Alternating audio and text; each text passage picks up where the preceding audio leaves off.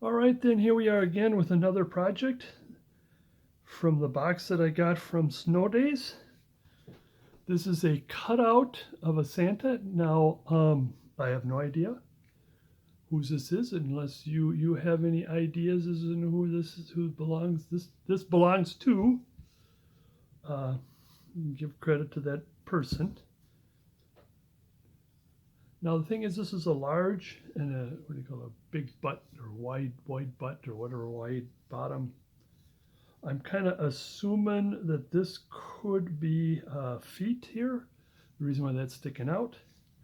Now, one of the things that I had mentioned before, I believe, correct me if I'm wrong, when I pick up these, I was going to try to stay as true to the pencil marks, I believe, that the person did. But here, this is going to be way off because, as you notice right off, look at those hands, those arms, those little dinky little, and you got this big, ginormous face here. Now, I think the face is probably close because this is where the nose is according to the cutout pattern. And perhaps this is a large head Santa. However, I'm not going to go that route. It'll be kind of close. I may whack off the nose here. That's one of the things that I said I was trying to stay true to the pattern, but unfortunately I'm not going to do that here. Now this it's kind of, I almost want to say a boring Santa, except for, like I said, I'm going to make the head smaller and then the hands larger.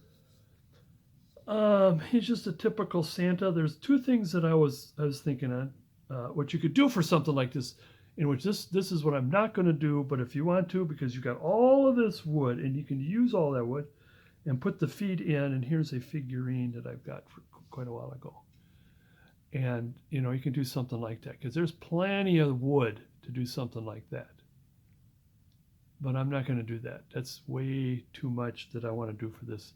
I might want to start from scratch on something and of my own than to do this. I probably would have, if I did a cutout, I probably would have cut all of this out. And like I said, I don't want to cut out. That's the fun of this, is just take it as is. So you could do something like that for a large Santa. But another thing that I have is creating a, what I call a canvas Santa. So in other words, this is all round, and I think what's going to happen here, if I'm not mistaken, I'm going to pencil this in because we got the beard here. So we're going to have something like this, and it's going to be like really cone shape, and make this round, and then you can paint stuff on it. I'll come back with some of the ideas that actually Lynn have painted. Lynn has done things like it's a dark background, and then use black as a silhouette. Like, for example, you have the black little village down here, and the steeple, and blah blah blah, and the hills and the mountains and the snow, and then up here is Santa Claus, a silhouette, and his 8 tiny reindeer. Lynn has done that, and then you flip it over, and there's something else and going on, or it's the same thing in the other direction is dark, and she's done a silhouette of a nativity scene. And then you could also do the shore. Oh, what's his first name? I'm sorry, you're probably hollering at the screen. Or a Kincaid, Thomas Kincaid, or something like that on it. So it's a nice canvas idea. I've actually done one where he was wearing a quilt jacket made out of quilt. And then there's that. And a couple of other things I wanted to bring up. This is also a universal Santa. You got the arms coming up like this. And that's all it's doing. The hand is just coming up. And it's just doing this. Now, I don't know, you could come down here and then cut this off, and then he could have, the finger pointing to his nose kind of a thing. and cut this like this.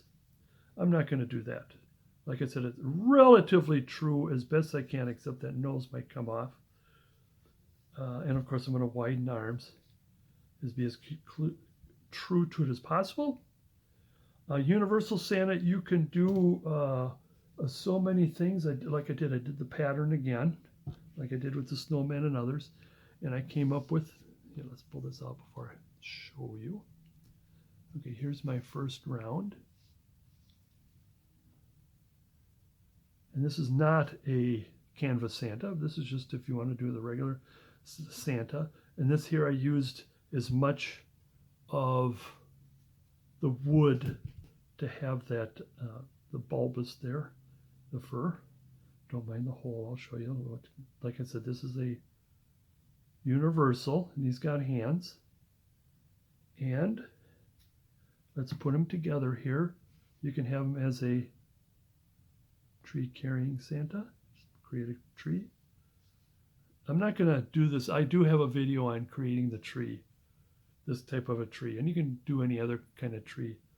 I think I might be off a little bit, and I don't have the stump there.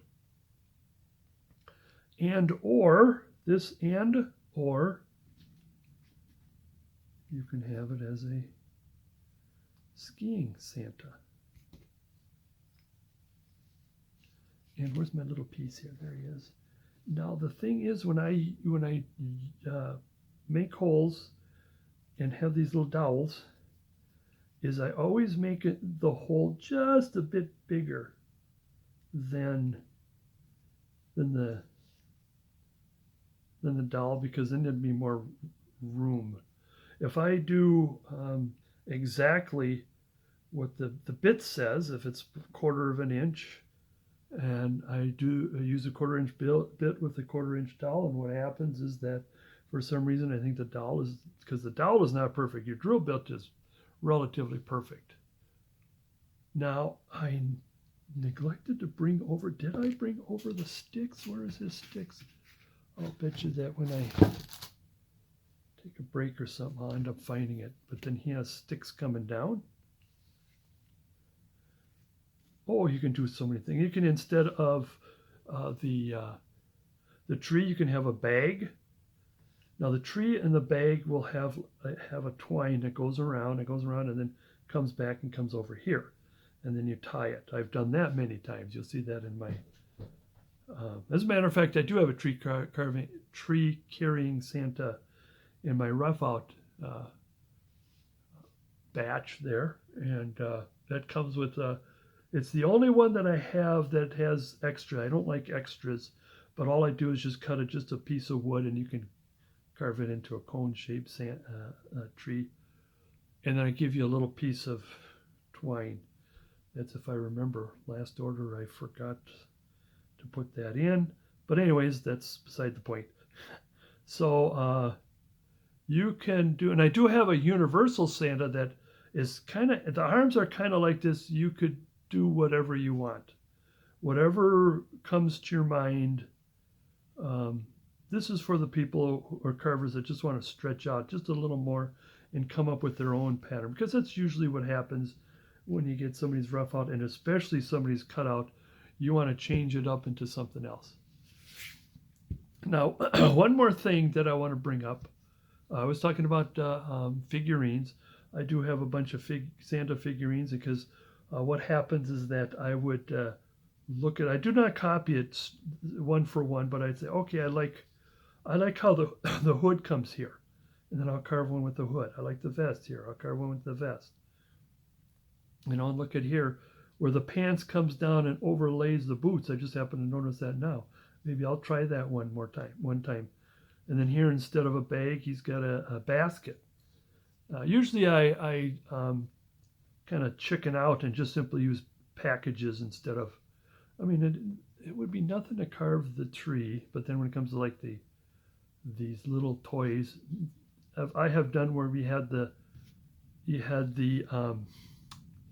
teddy bear, and you just got like the head and the bear and the ears, and then the arms coming down like this. I've done that. It's relatively simple.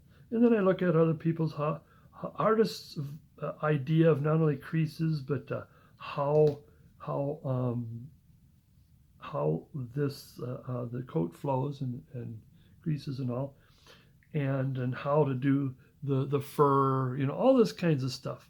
And with that, instead of carving just the same old face that I've carved a million times, you got videos of. I'm going to take the chance. Like I said, this is not so much educational than it is doing this for fun.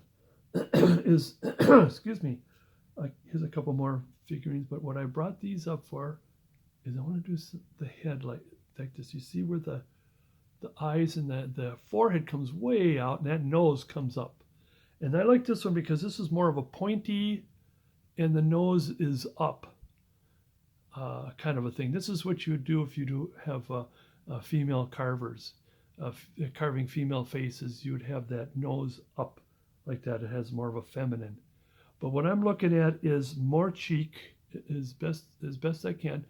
And what that means is taking the chisel and just really the round chisel and coming way down and so I can get that nose up. And in other words, and then there's still a little bit there. Sometimes there's a lot of forehead too, and it's just rounded, almost a female kind of a carving. I'm going to try something like that. Here's a couple more. This is the first one that I found, and if I could find any others, but see how, and you got the hair sticking out, and here you go. Here he's sitting. He's got a bag. He's got a tree, and and he's just sitting. And then of course here is a lot of cheek. And I've carved some and seen some that the cheek and the nose are the same. It's the same height. They're sticking out the same. And here's another one for inspiration of. This is just a very cheap version of it. And again, this one here is a more standard as far as the forehead, the bridge of the nose and the forehead and the nose comes out. But again, the cheeks is just sticking way out. So we can twist this around.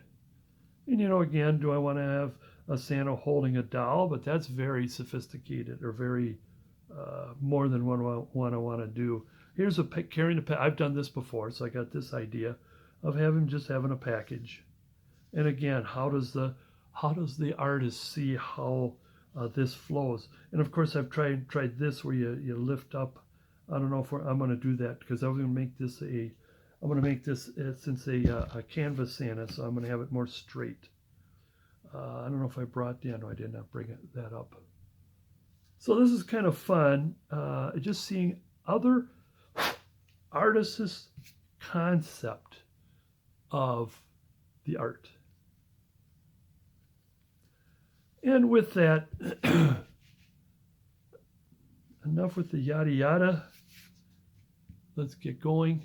So like I said, I want to have make sure I got my pink pearl handy, because in fact I'm going to use that here. I want to take this off here. Well, it does not come off as much as I want. I think I'll have to use the metal eraser, but I just don't want to goof you up here. And this one here has got no, like I said, I'm just going to go along with the pattern here. I probably, if I did another one, I will turn the head. I've done head turnings and head tiltings, the turnings and the bodies, and I've done many of them. It adds so much. And I could see this little bump here means that this is where the ball is going to be. And I want to use all of this wood. And what I want to do, since the hat, compared to others' hats, like this one here is a good example, that the hat is flat and it comes down. And I don't want to waste too much of this. Like I said, try to keep it as much. And so what's going to happen here is I'm going to use this and kind of have it so the hat is turning a little bit towards the ball. And a little thing I want to tell you, I mean, I got some ideas as far as like other human figures other than Santa's. Like I said, I'm just pulling these out right now as we go. And I was going to do, I think I'm in the middle of doing another Santa. I did and it was more about motion instead of just simple Santa, but I don't want to get ahead of myself, nor do I want to make promises that I may not keep. If I like I said, this is going to be a canvas Santa, so there's going to be no feet, and I may I always call it tufts, the fur at the bottom. There's no fur in the middle, and if I did put fur, you could just either use it straight, or just put, if I'm going to have fur, just a little bit. I'm just doing this. That's probably going to all go away. If it doesn't, at least just a reminder. If I do fur, it's just a little bit here. Just more of a reminder, because I am going to start to get slap happy on this, carve happy. Now, I think it best. I think what he's doing here, I'm just going to do a quickie here. I want to make sure there's enough nose, so when I start doing, like I said, I'm going to take the round tool and just cut in here, and that nose is going to come in. Here, the nose does not come in as much, or go into the forehead as much, and I want it more rounded, more, I want to say feminine, but I don't know if that's the best way to put it. If I did this, because more than likely I will not. That's where the pencil comes in. If I did this, then the mustache would come here. I said more than likely, maybe if it works out, okay, and then mustache, and if I have a mustache like this, if I might end up, like I said, lifting this up, then I don't, because I want this. If this is here, then the beard, if I want to use all of this, it would come down. I could probably, it's starting to look like maybe we'll keep this. Keep the nose. Should I? And he's got a big head. But then again, I just put my standard head in there, my usual, because when I had the pattern, I cut the pattern, I think the nose was about here. So for the sake of fun, and I did warn you, this is more entertaining than educational. Let's see if I don't screw this up, pull the rabbit out of the hat. Now if I'm going to have the arms are relatively back all the way, relatively. I think one of the things I'm going to add to my pencil is my eraser, and if you know, that's not coming out. I'm just going to do some erasing here. And that really, and I'm trying to see the wood. Oh, this kind of feels like it's hardwood. We've managed it with that snowman. So it's mostly, and now the head could start there. Let's just erase that. So there we go. I'm getting more of a feel. Now, as I mentioned before, I will mention again, but what we're looking here, I would like to have that face to come back, maybe more like this, to come back and get that nice round cheeks in there.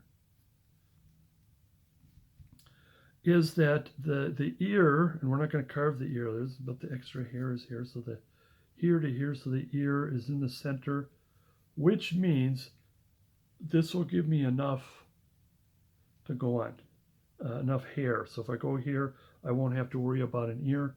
Sometimes what I have done is I put the hair in, but I just a little bit, I just have that little ear, just a little bit of ear sticking out. So it's like having an ear and not at the same time. Okay. And this is going to go around, because what I want to do is I want the hair to come down. I'm going to use all of the hair, if not more.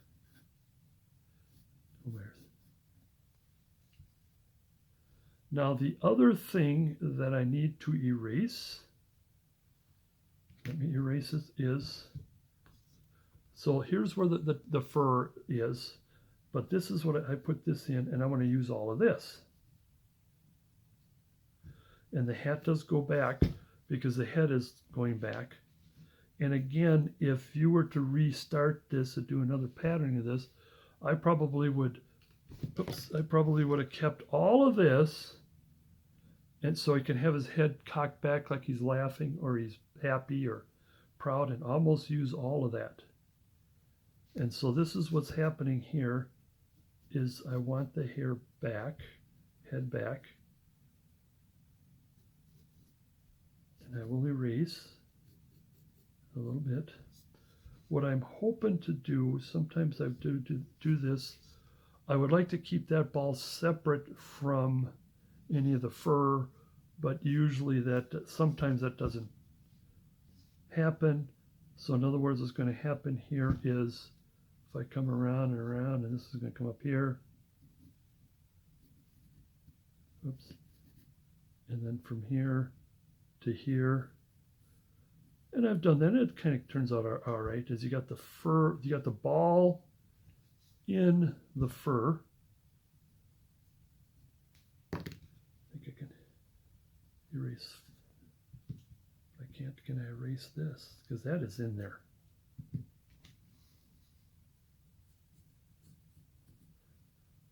But what's going to happen when we round this part of the face and temple is going to come back.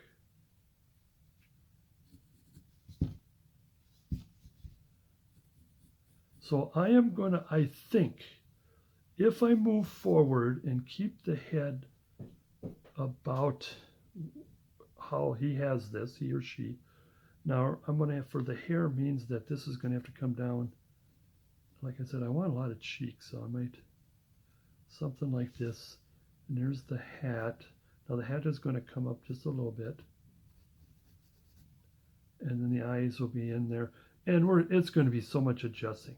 Like I said, this is a little bit of experimentation, a little bit of what the heck are you doing?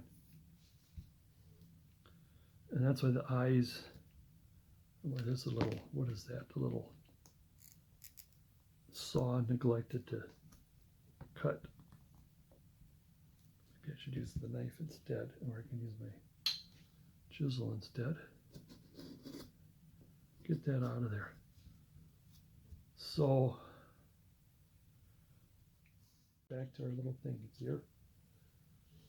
If I were to do something like this, see where the eye is? Holy smokes, what a difference. So I might not be able to do that unless I bring the nose down a little bit or make the fur. Now if I do cut that out in the nose, well, again, let's just give it a try. Here, let me get this going here.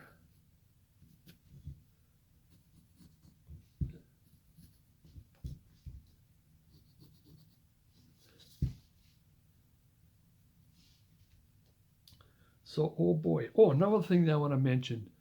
I've seen this pattern before. I don't like this pattern, this big butt pattern where it comes down at an angle and then comes straight down.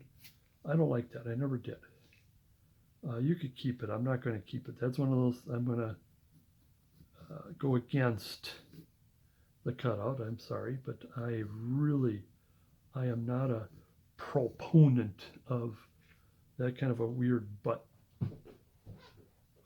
I mean, I'm not sure where that came from, who did that, the originator, but holy smokes, that's one thing I'm going to go against. With that, carving, complaining, and this and that, let's get my cuticle glove on and let's finally get to town and see if we can make this look like something or something else. All right, I'm going to take, what I'm going to do, the hair, the arms are first, and like I want enough arm in there so I can have enough hand. And if I do this, then I know how big I want that face. Same with here, since I want to use all of this, I'm going to cut this in here And this will help me also judge how large the face I want. You know, okay, let's get back to the, now what's going to happen is I want this, I am thinking that this here is where the elbow, or the shoulder comes to an end there. So let's just get started here. Oh boy, there we go.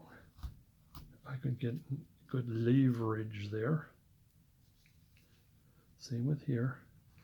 And I can always make this smaller, which, I just did, and I don't want to. I'll have to come back on that.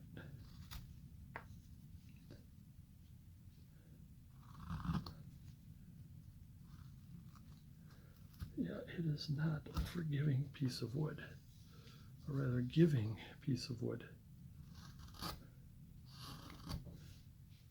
And I'm hoping to, if I do this, might get me to remind me to make that bigger.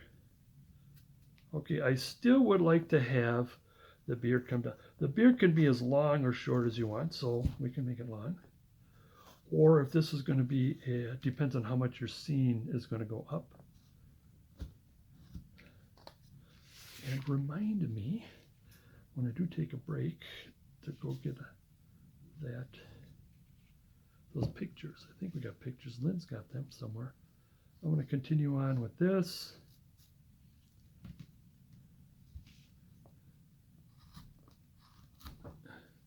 Sometimes I like to just, I got the chisel, and I'm working on it. I might take I mean, it's kind of sloppy.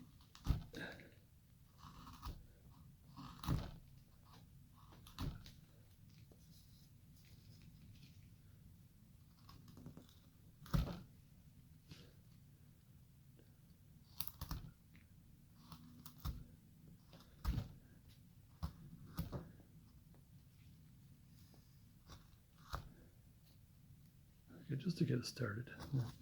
Don't have to look cleanliness.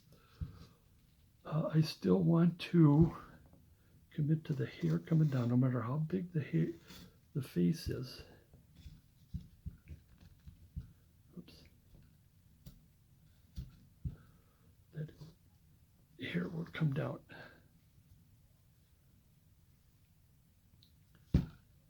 So I commit to that. I probably could commit to the hat and the ball. Oh, hold on there, just in case if I can make it longer, if the head is shorter, pardon me.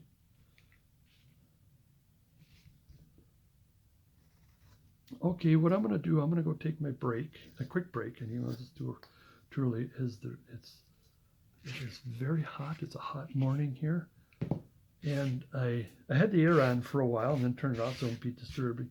But I'm going to turn the air on because I think I got most of my jibber jabbering done for now. I'll get back to you and see if I can remember to bring some of those pictures. Be right back. All right, we're back, and I did turn the air on. I'm pretty sure you can hear it. You laugh at me because I'm from Minnesota and oh, it don't get hot up there. You know, it's not like down there in, you know, in Arizona, New Mexico country down there, territory or whatever, states, hot zone. But here in Minnesota, it gets muggy. It is like swimming in steam. That's the problem. See, 100 degrees here is suffocating because of the I mean, I went down there, like in California, and you get that, it's like you open up the oven, that dry heat. But oh my goodness, here it is so sticky. But I shouldn't be talking like that, like I'm so proud of it, but let's move on. Okay, pictures. We get pictures not only on the internet, sometimes cards. Here's a quickie here. Lynn has, this is a good pictures of some birds that she has done and put them on Santas. That's the same. Getting back to this, you can carve something like this where it opens up. And of course, here's something, like I said, it's a universal Santa, so he's got that on his hand there. Probably could put a present on his hand here. And again, there's a pouch. Yeah, look at that. You could just do sticks and stuff. Oh, that's interesting. I gotta remember that. She likes to do Minnesota themes. She's done that before. And these are really cool. And of course, here's some advertisement from one of these art barbarians. Barbarians. And so she's just used these. Oh yeah, I remember she did one like this that had the little gosling on there. Here's a couple of her examples of putting other kinds of patterns on it, little snow patterns. Well, she likes to do ugly sweater Santas are really cool. People love that. Make hands in the pocket, ugly. A matter of fact, I got a rough out of one of these. You can make it sort of a Scandinavian winter. What do you call it? A sweater coat. And then you can look at your old wrapping paper. And here's one here. As a matter of fact, I did the carving of this. I got to remember to put that up on Chip Chats. I gave it to put it up for Wood Carvers Illustrated. They turned it down because it looks too much like was it Patty Page or what was her name? Patty Page, and she has this kind of a thing, and she had one 2 years ago, and so bully for me there. Cats, kids with a cat,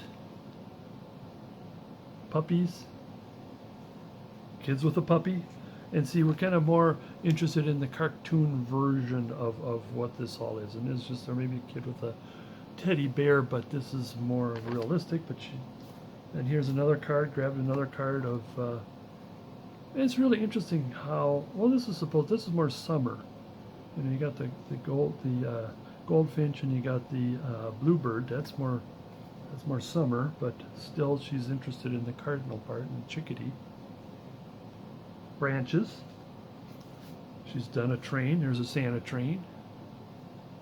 And like I said, you could do a silhouette of this, just a silhouette.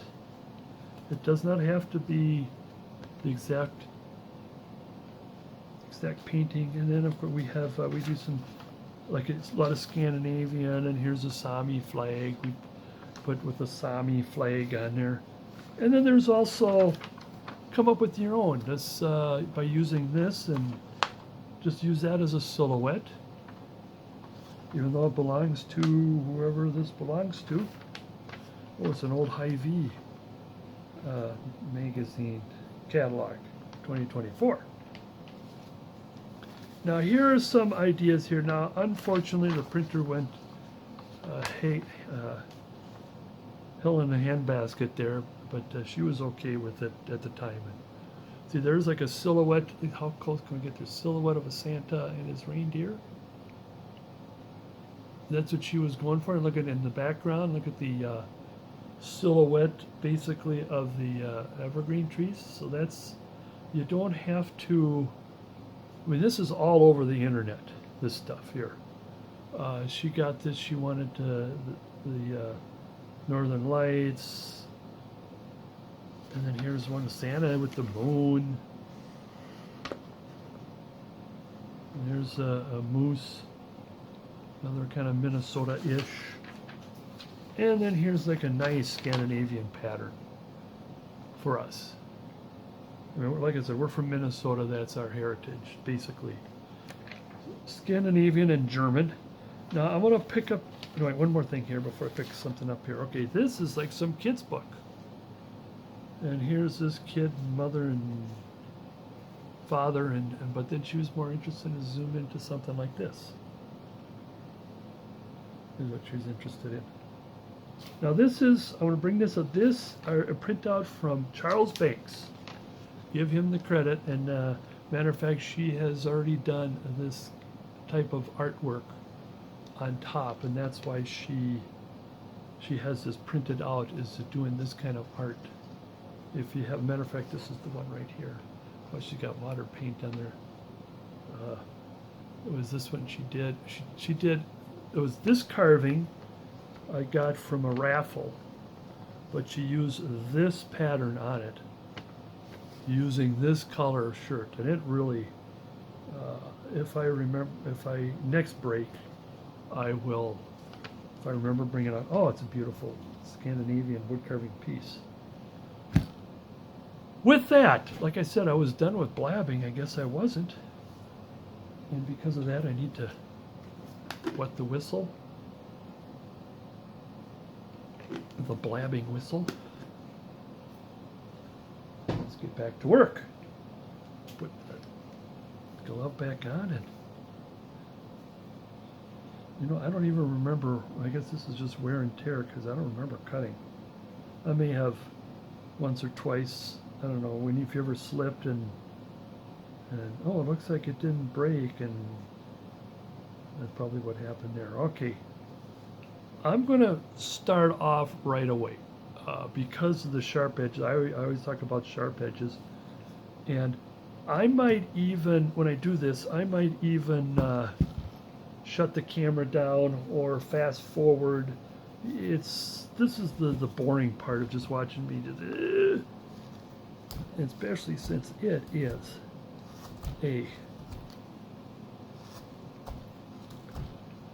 and that's what I'm going to do. I'm going to do this and cut and clean this, so make this round.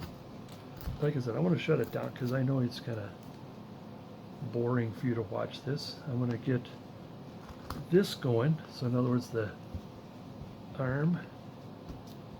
In fact, I think even the arms are a little thin. Then I have here, no, I guess they're okay. And these are my round tools. I'll be doing that. I probably will start this going because I can do that without worrying about cutting too much off. So I'll be doing that in the back and rounding, and then I'll just come back and get this. Like I said, I want to get this going here, and I just want to get back. I'll get back to you. I just want to cut this really quick. And the thing is that when I'm cutting it like this, I mean, it's a way.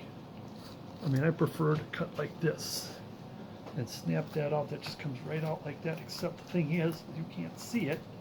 And if you can't see it, then we shouldn't have the video on in the first place. So there, I just started to take that off. So let me get back to you one way or the other. And well, I will get back to you. Now I had a very quick inspiration here. If I can get this to zoom, there we go. There, it isn't cooperating. Very quick inspiration while I was carving this. You can see I took off a lot of chips. Just rounded about it. First of all, I was going to, I cut right here. I was going to cut along here, give it one quick cut, and I thought, no, hold on a second. Let's bring that ball down here. And so that's one quick thing that I did. But anyways, a quick inspiration that I had, getting back to this, it just hit me. This thing here, that this kind of artwork, and though it's a nice loving scene and yada yada, and wouldn't that look nice on top of on the carving? But what you could do with the magic of AI, I don't want to get into too many details. I mean, I use ChatGPT for designs and help with designs and artwork and book covers and all that. What you can do with like ChatGPT, of course you have to do the $20 a month in order to do this. But wait, I'll get back to that.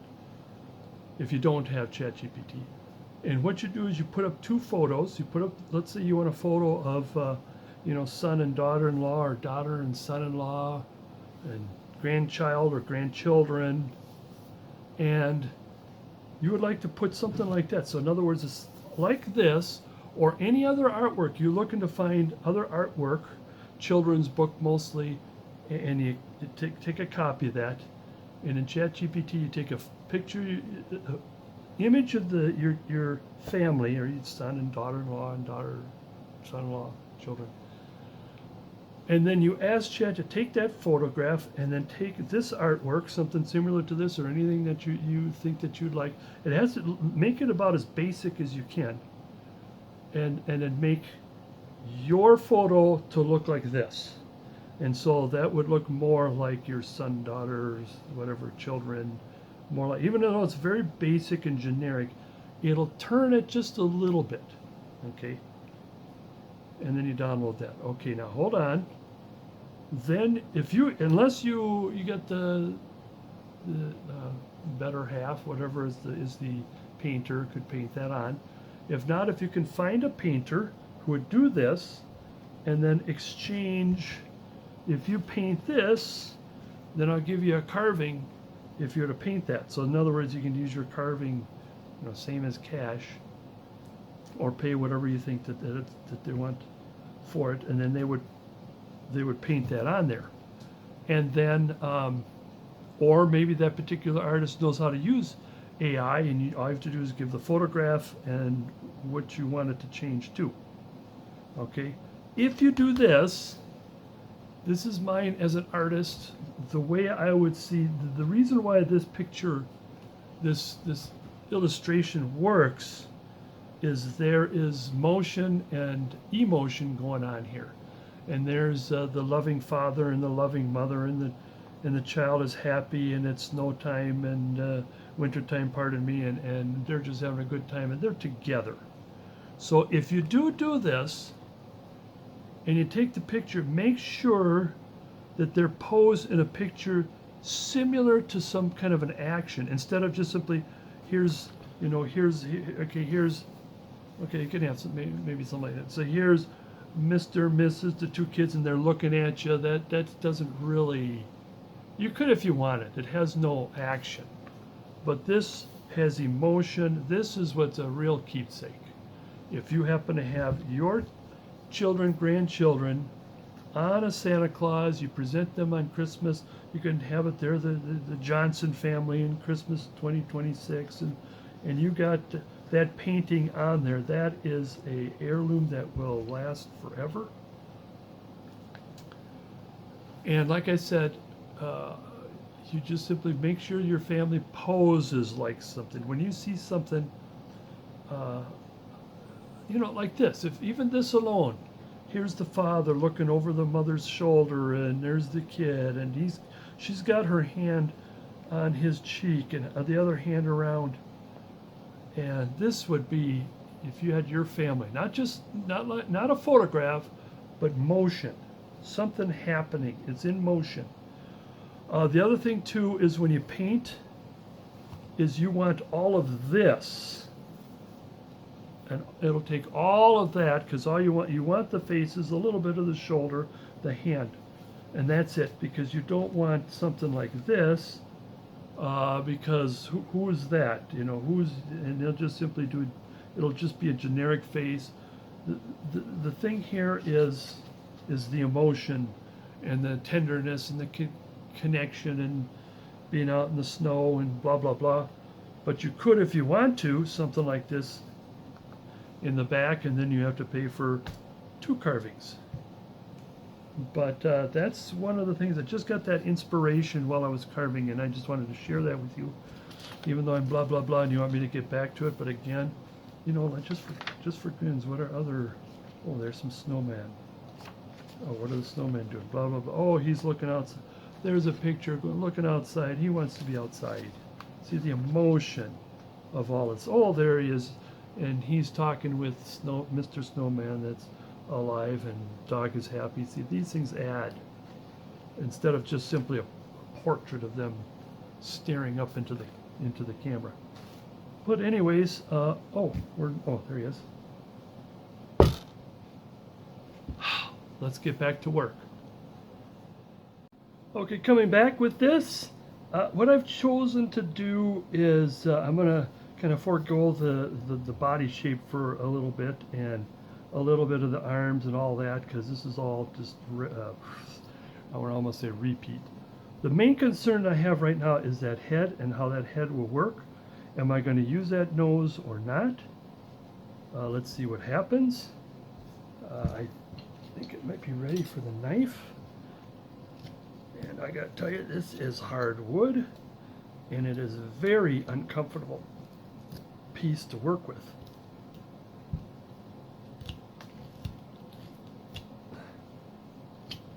And what I want to do again, as I always do, is put the face in a 90-degree angle. Let's get a little closer here.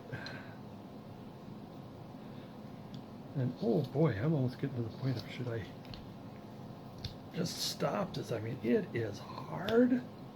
Yes, I got a nice knife going here, but it's hard to hold on to. See, I can do it like this. That's the problem. Close to me. And I am thinking I'm going to have to use a chisel some more, and I think this will, oops, kind of rough it out a little more.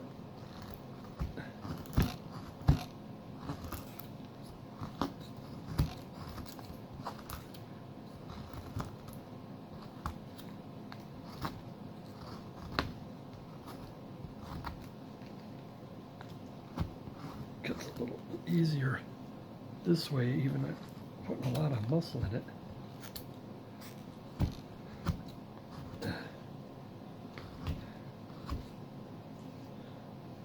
That's why I'm at it here. Let's get that sharpness off. This will be easier to hold. Just rounding this a little bit.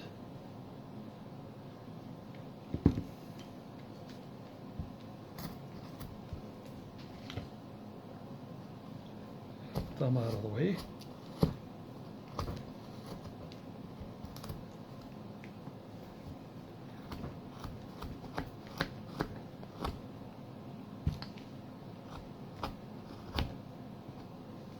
Careful I don't get too thin.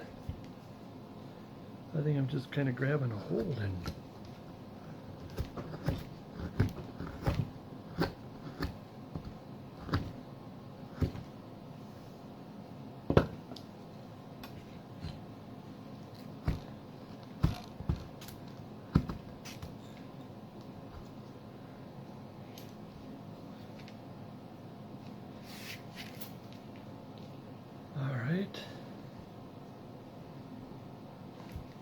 like I said, the face is the most important. Now, what I usually do with my Santas, and I tell people with the Santas, is you start from the center and you work out. I'm going to have to move this. Can I move this so that I can move forward? Is that I start with the nose out. But in this case, I have to be more concerned about the size of the head altogether. And so I'm going to kind of shape the head a little bit here.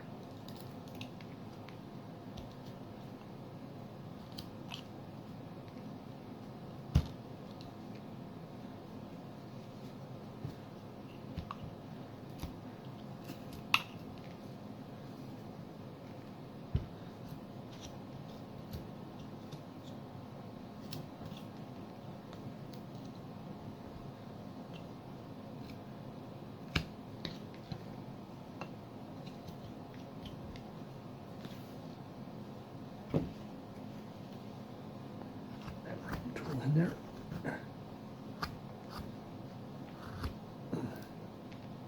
I just wonder if this was the reason why this particular carver gave up this piece, because he knew that it was hard. Not supposed to be hard.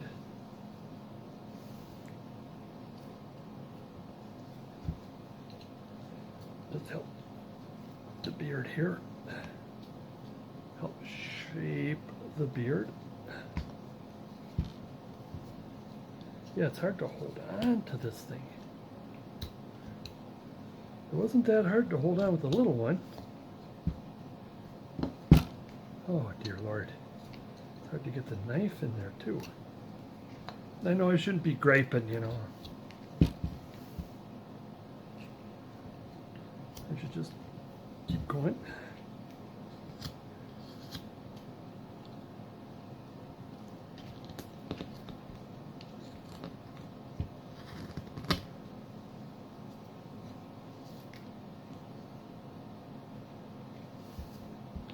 I didn't take the saw mark. Oh, geez, if I can take the saw marks off.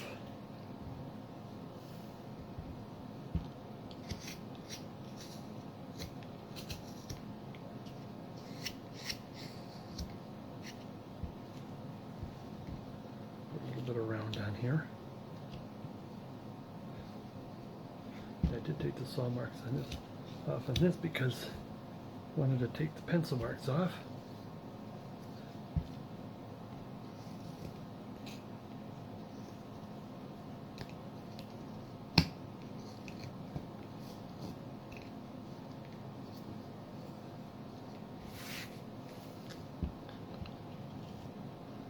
Okay, getting closer here.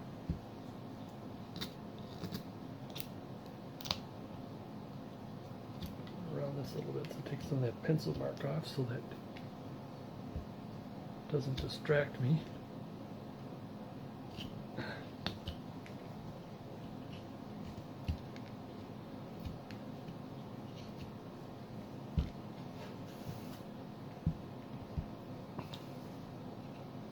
Oops. Take some more pencil marks off.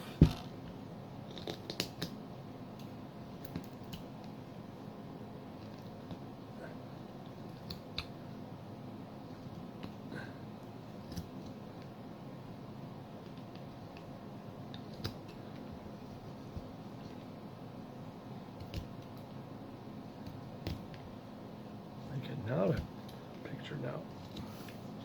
Camera view.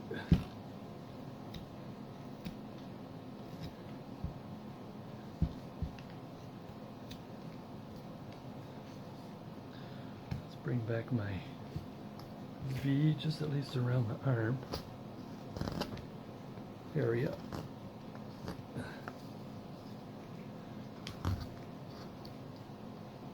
And I still want, did I put the, I did not, what am I going to do here with the, forgot about that.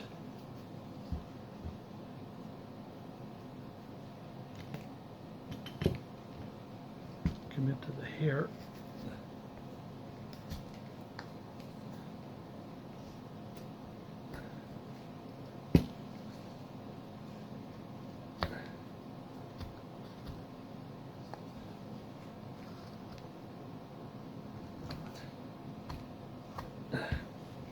There's a shoulder right there. On this side, there's a shoulder right there. Let's gain this back.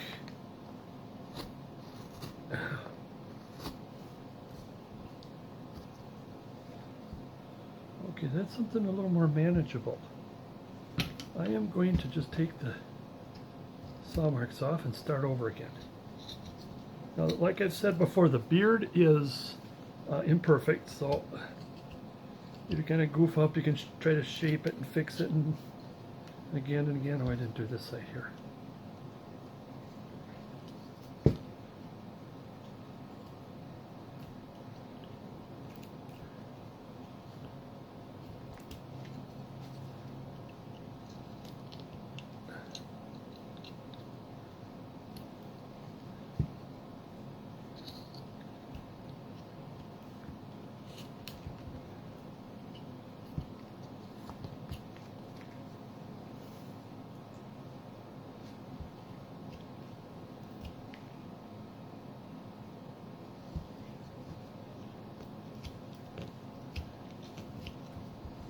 A little more shaping. Take a little bit of roundness off of that. All right, pencil. Now I'm seeing it a little bit different here. Because yeah, if I use, as a matter of fact, if I use this nose here, but if I, hold on a second, let me look at this thing. Here's the eye, because here's the shoulder. Now the shoulder is actually, if you're going to be doing like a cowboy or something like that, the shoulder should be right. What happens is that here's the nose, there's the mouth, there's the chin, and then from chin to here is the neckline, and so there's where the shoulder should be. But this, of course, is caricature, and if I were to start all over again, I would have shift this up. In other words, make another copy, shift this all up, and even though that, you know, the eye would be here, and the nose would be here, and then the hat would be here. Still, the hat is still okay. And if I did this again, but let's finish it like this. It's kind of a, I think we've seen this style before, where you got the head is much bigger and the nose is down by the shoulder.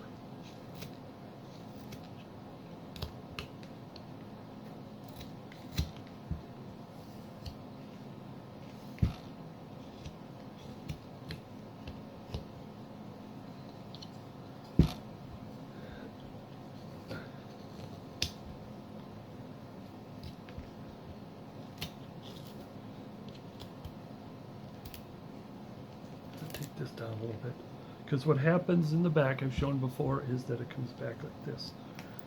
And you know, I know you're kind of getting tired of looking at me carving Santa heads and faces. I think, yeah, I will be going on something different. The thing, maybe,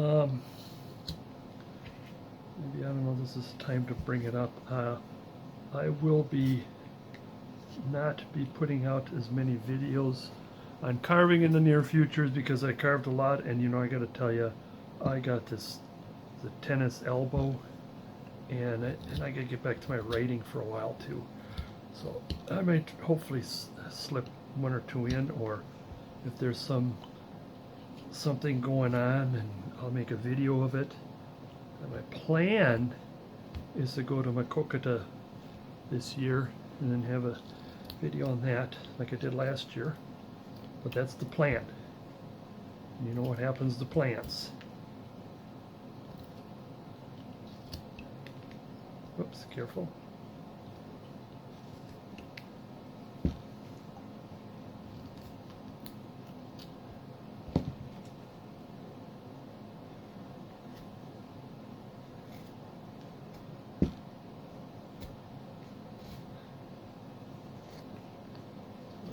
Use some of this edge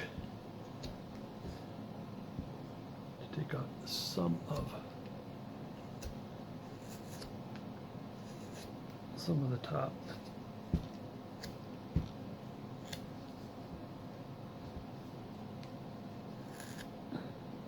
Now we're getting to this, and I'm going to cut a lot more here. See what this is going to get. There we go again. Against the hat.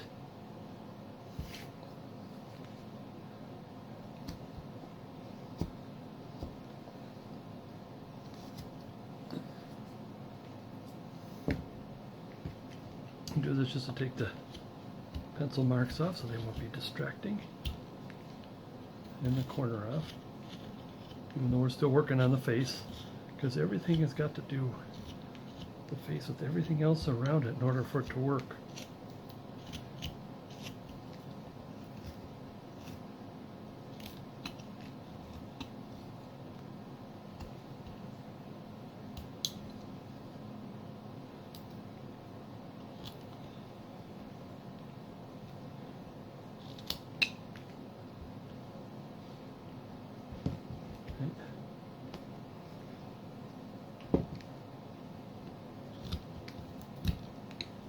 And the saw marks off too, so they won't be too distracting either.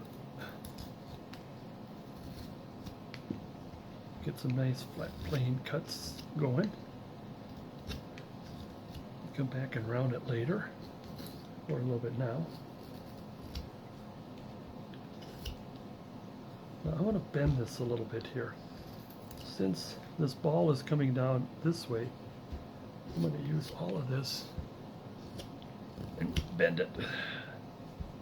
Give it a nice bend instead of too much of a point.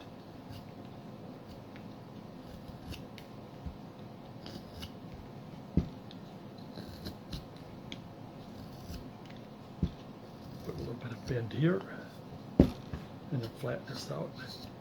Take that point off.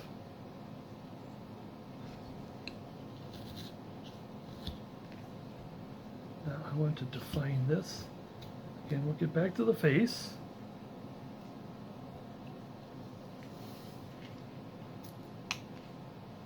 I'm kind of getting my stride here. I hope that the air isn't too disturbing.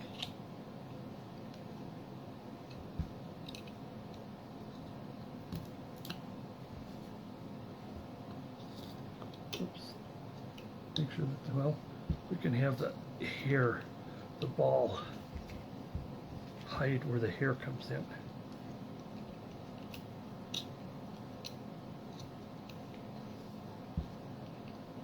Oops.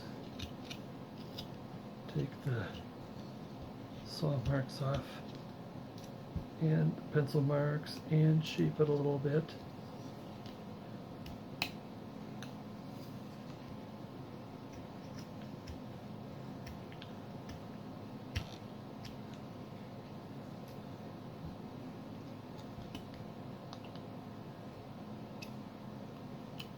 Now the thing is, if you've got a nice sharp knife and you got muscles, I mean, I've been doing this for 20, coming up to 27, so I got 26 and a half years of carving.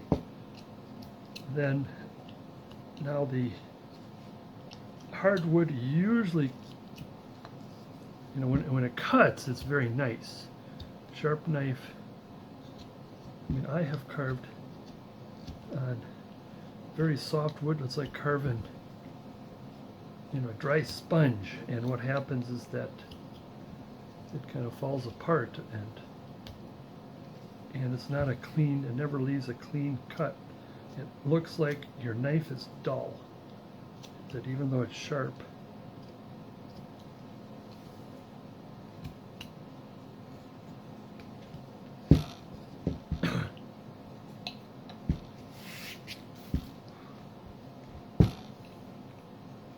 So I got a relatively good start on the hat.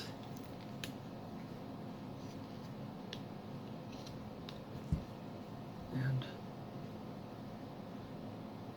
I don't know if I need to take that out. Just there they go. Pencil this all, and I want to come down a little bit here.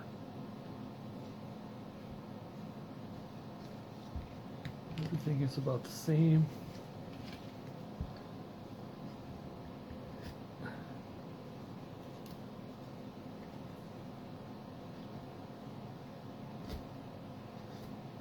All right.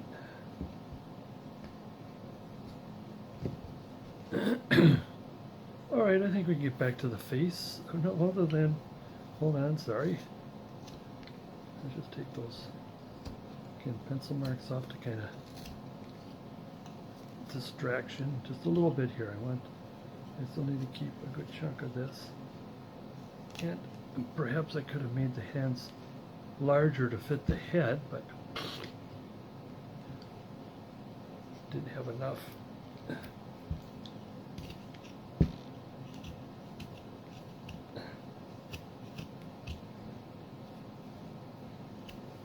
And it's really interesting when you take all these saw marks off and pencil marks off, it's just starting to look like we're getting there. Oh, I had this, never cleaned that up. Getting back to the face. Now, come on now. Now I take those pencil marks that I made. All right, let's look at this.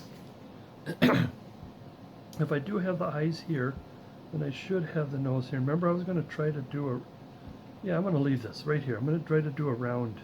Like I said, that was the plan. I might forget it, but let's get it started. I get it started the way I usually do, because since this is a very hard wood, I would take the round tool and go across the face and then bridge the nose right off. But oh man, I'm going to have to give my chisels a helping hand here. Oh man, maybe the chisel can give my knife a helping hand here. Get a little bit of this.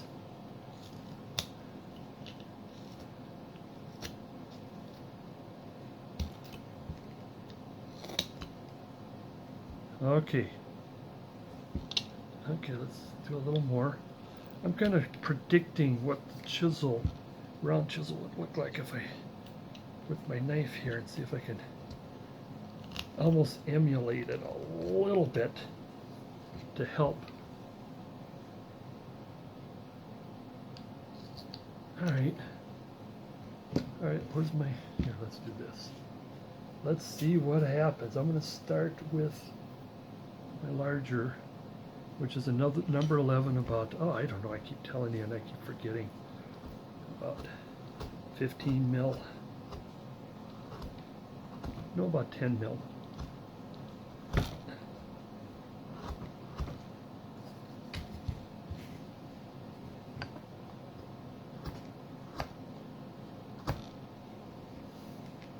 There we go.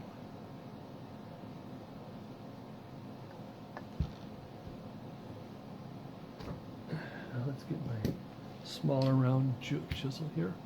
I don't know if I can, no, I can't make it wider or zoom in with my glove on.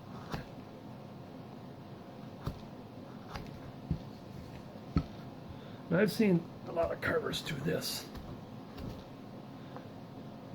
And it's kind of nice if you want to do this kind of style. And you know, I probably should too once in a while.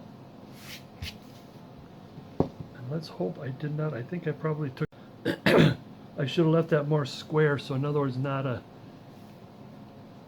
90-degree angle like, you know, like an old world standoff. I should have left a little more cheek there, but I think we can see what we can do here. Pencil.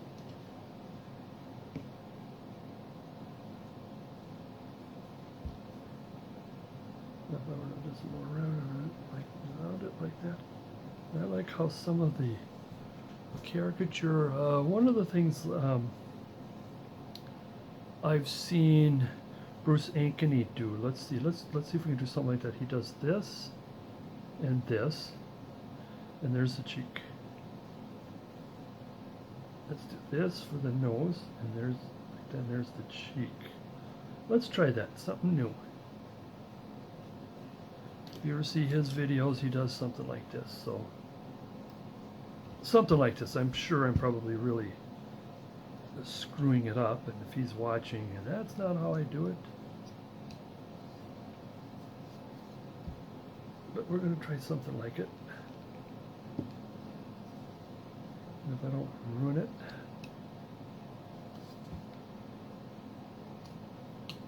And so therefore, just for now, let's keep that rolling here. I mean, I think it probably should have been more sharper instead of a wider angle. If I do this there, would I be able to keep that in there? Yeah, see, next time I'll remember to leave a little more wood.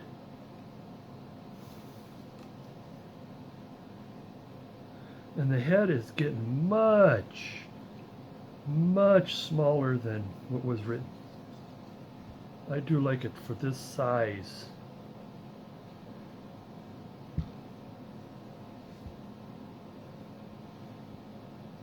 I do like this. Now I want to put this in first, and I'm going to show you something. I'm going to do the side. There's going to be more side, but let me at least get this started. And if I could go kind of deep enough. I might get bigger cheeks.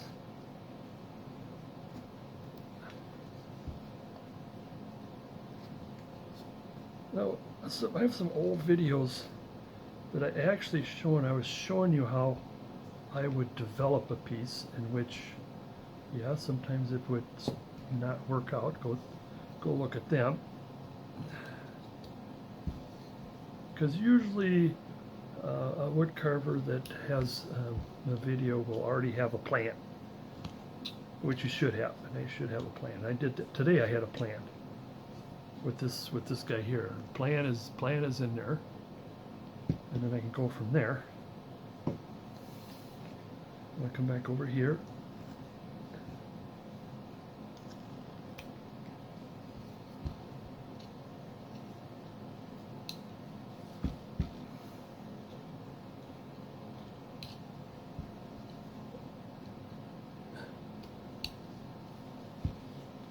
Get out of there. Especially when I'm gonna. All right, now, like I said, since the ear, if this is the hair, was about, head was here, so the ear would be about here. So I would say I could have about this much of the face and cheek showing. Same here.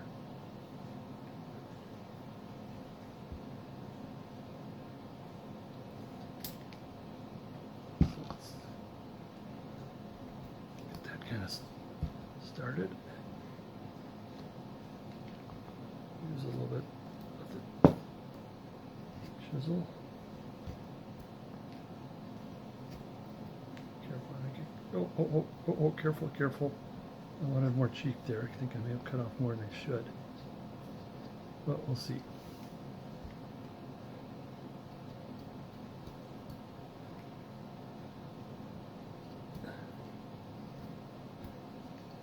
I think I did there even more there, but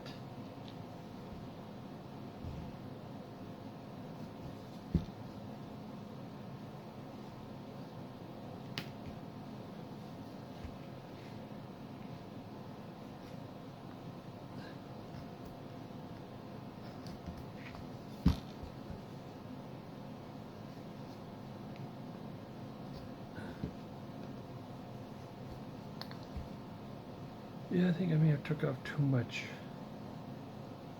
Gonna have to face the music here.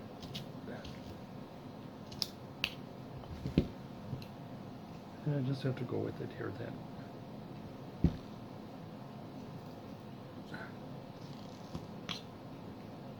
I think that's not too bad.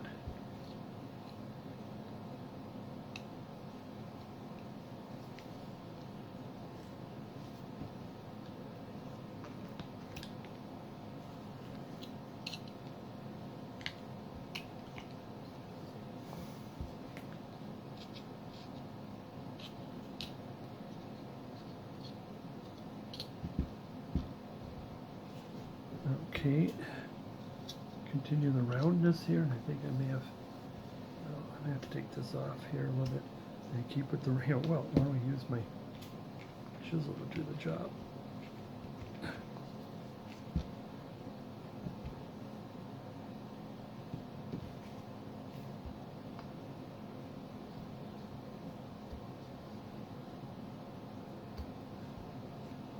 All right, a little too much. And now, where's our little mustache? And he's still a happy Santa. I mean, I should probably make some more old world Santas with the long beard.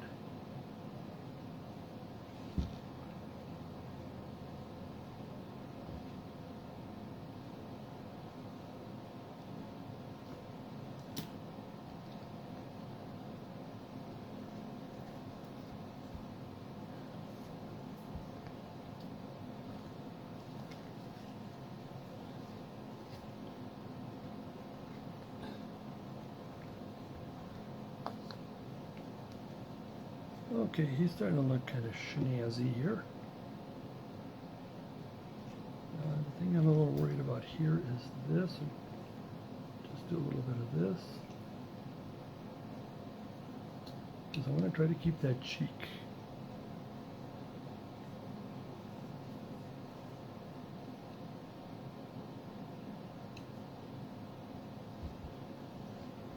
And I want to keep this kind of somewhat rounded, or somewhat up. Rounded and up at the same time. And this is, we'll call for my visor to get in there.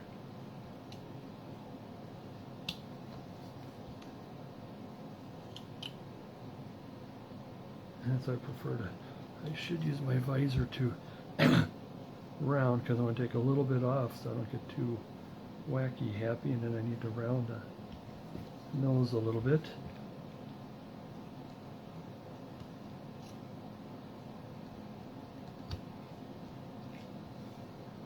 And I will. So I'm kind of liking the new look here. The nose is still kind of pig shape. I got to do something about that. I probably will do that on the, oh, careful. On the visor here, and I still want to keep that nose up. I think I may have run too much there.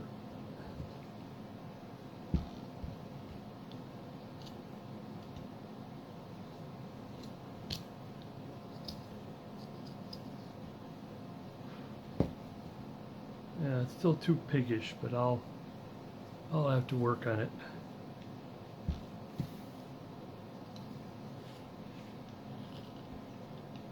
And so here's the deal now. As I finish this, that do I want to keep the hair? See how wide that hair is now? Do I want to keep that? I don't think so. I don't. Good if you want more hair.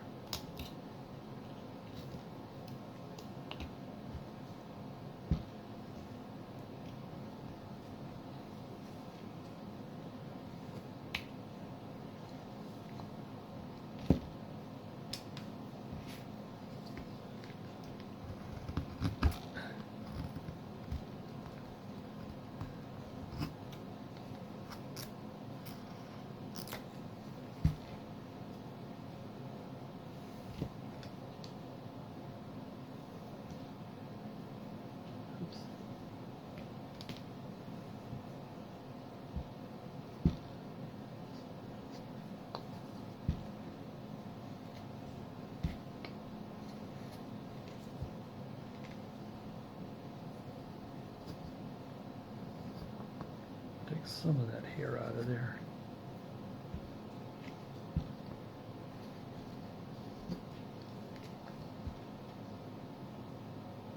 And with that, what's going to happen is that a good chunk of this is going to go away, but I want to be careful. Maybe, I don't know, maybe I should leave it. Oops, oops, oops, oops.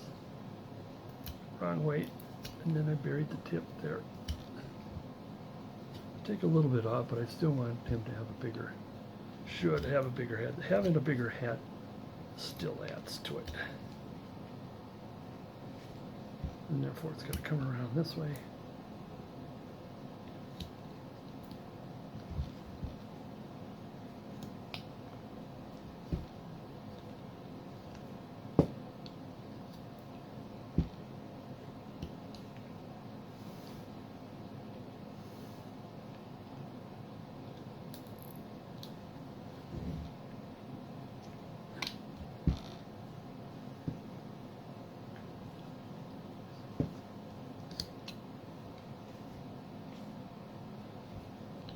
I'm still going to cut this back even though I want to have the hair in there.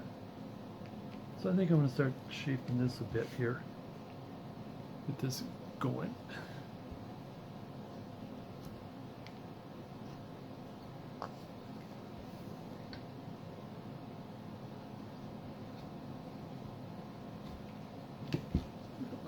This here. Little chunks. Little chunks. This top cut first here. That will snap. the grain in that direction. Stop cut, then little cuts.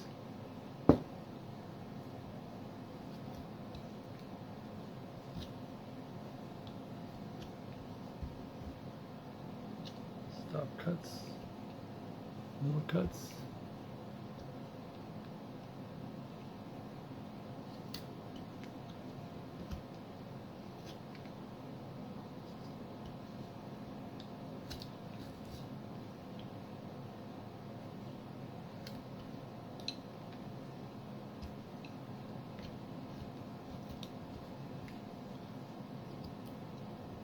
Keep shaping.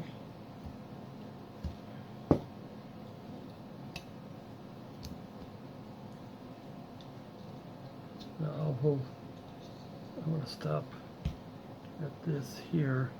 Just clean a little bit. I'm going to do the cutting on the inside there. Again with the visor.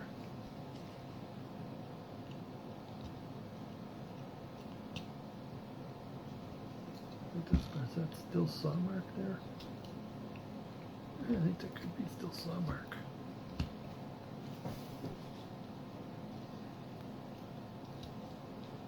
A lot of chip carving. A lot of chips.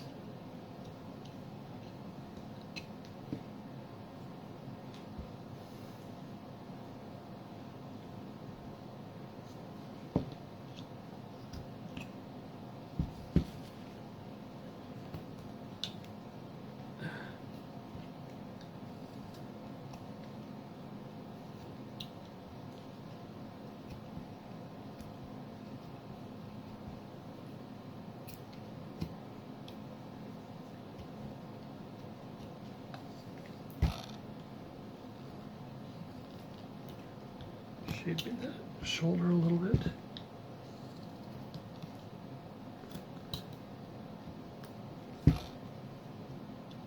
There. Same here.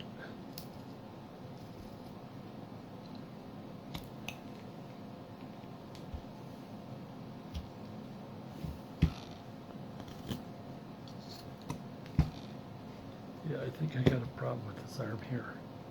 Because here's the mitt.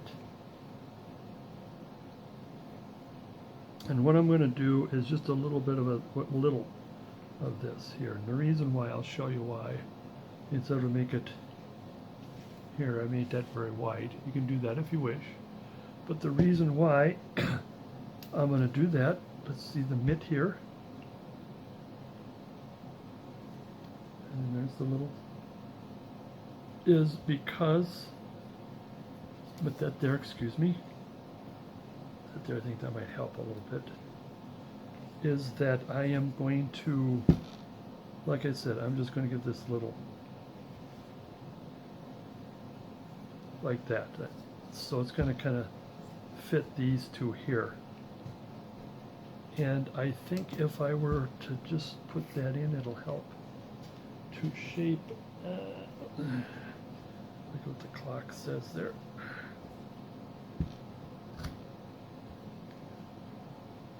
I think this is going to work out. So I'm cutting away from the fur.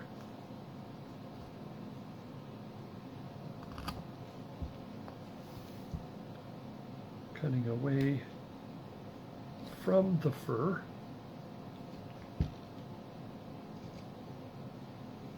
Being a canvas carving. Santa carving is we just don't want to have too much white, too much fur, and we're definitely not going to have fur down the middle. That's going to be open. You can if you want. That's what I did here. Again, create them like that. Where here, see, the head is much bigger. In fact, almost you put that together. No, that's still a little bigger.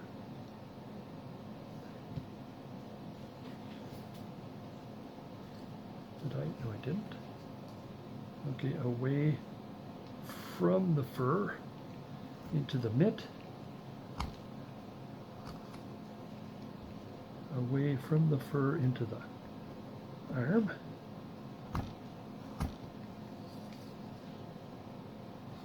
from the fur. Away from the fur. I have a feeling I may have given too much fur or too.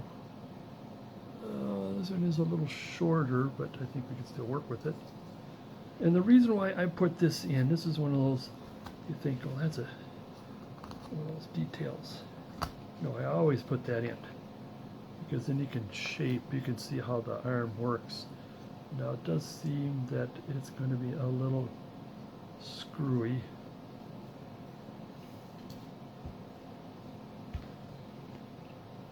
Cut.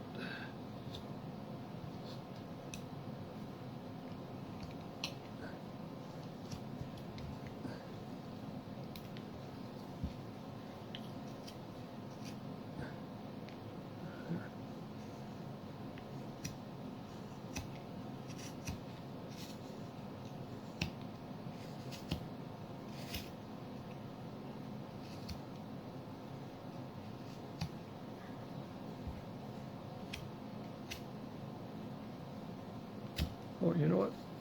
Just looked up and wondered how many times I've been off camera.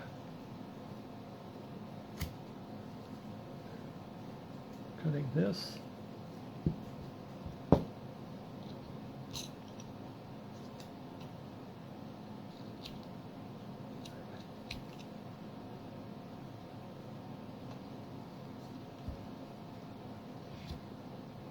Should I open this a little bit there? Just a little bit. There. Now, like I said, the reason for this is then we can round this part of the arm. And I'm choking the blade a little bit here for control. And then I don't, yeah, I think I need more control here.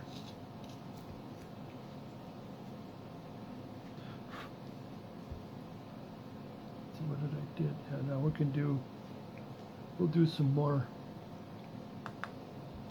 later, more trimming, more wrinkles later.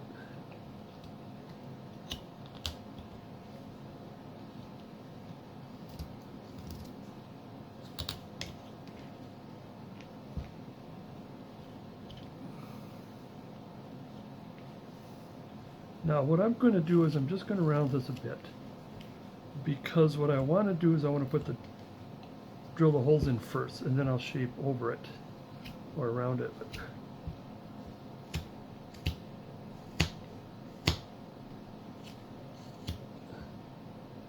And with that, I think it's close to needing to sharpen my knife. Not sharpen, just kind of give it a quick rub there. Helped a little bit, only a little bit.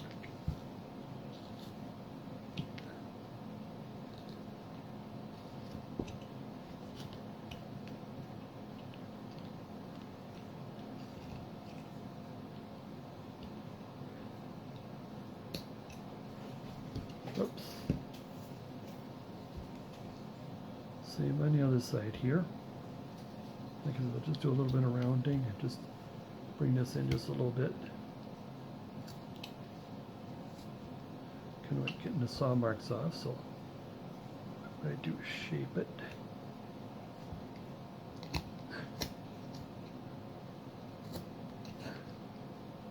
That it'll be easier.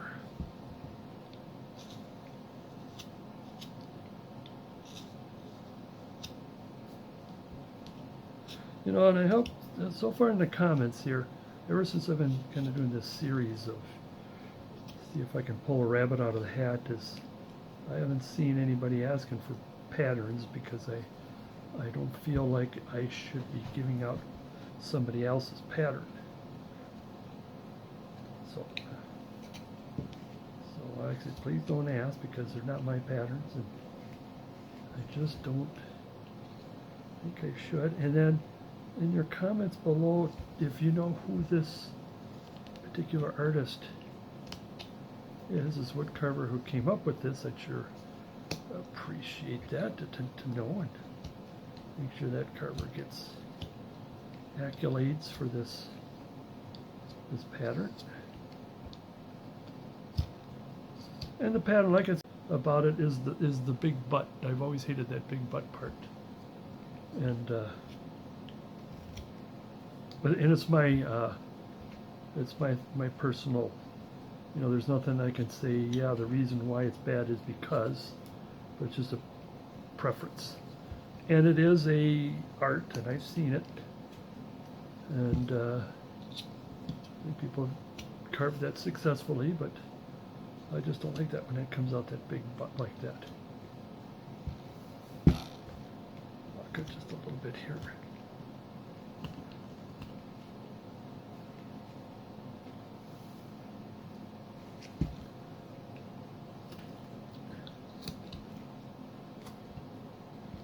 Uh-oh. The spot where I'd be burying the tip. Now I didn't continue on, sorry about that, I didn't keep going here.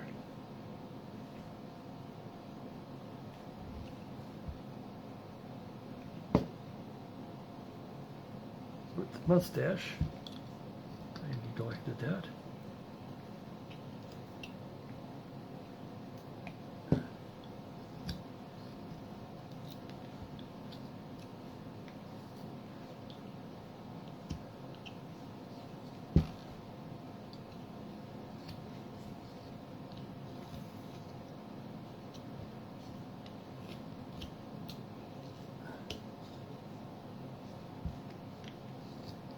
Now, how much should I just here? Should I?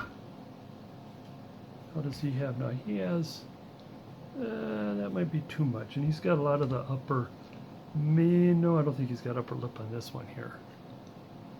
But having that mustache come out farther, I kind of like it, but not that much. Let's see what he does. Oh yeah, boy, and it's. I think the thing that I'm seeing here between those two is that the mouth is farther in than I've usually have it. See, and I know that Dave Stetson was the one that I heard that he really hates that where the mouth is sticking out, and I don't know, should we experiment on that? That's what we're doing. Is we're experimenting. How far deep can we bring this in?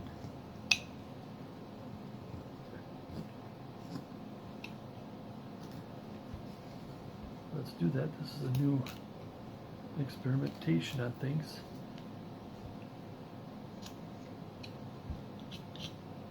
Now get out of there. And I think I might need one more oomph. Come on, I gotta come around here because I gotta take more of this off.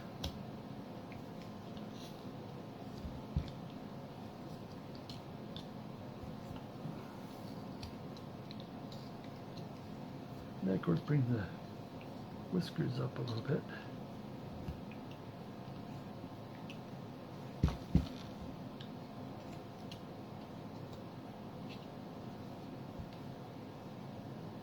I think, are we good with having the mouth in? Let's give that a try here.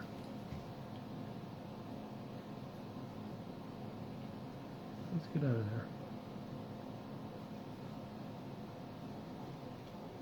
Where is my, there it is. Now I get really deep here. Just in case we got to trim the lip in. I'm going to use the, get me started here. Deeper. It's getting in there, I like that where it's deeper in.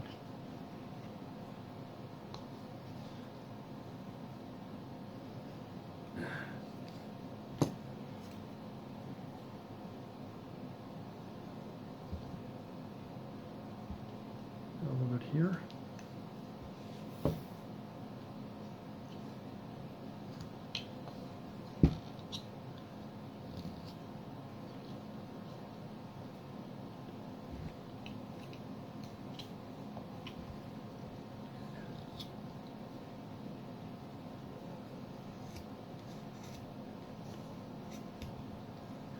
saw marks off all in here.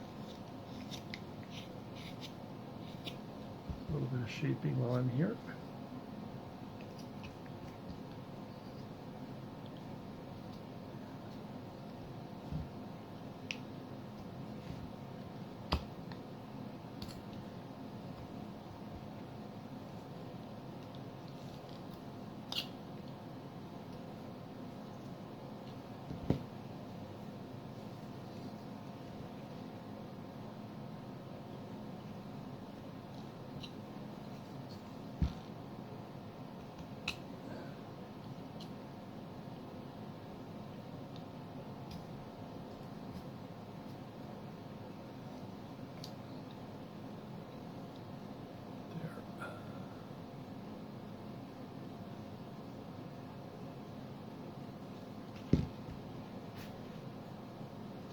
Let's compare him, and he's got,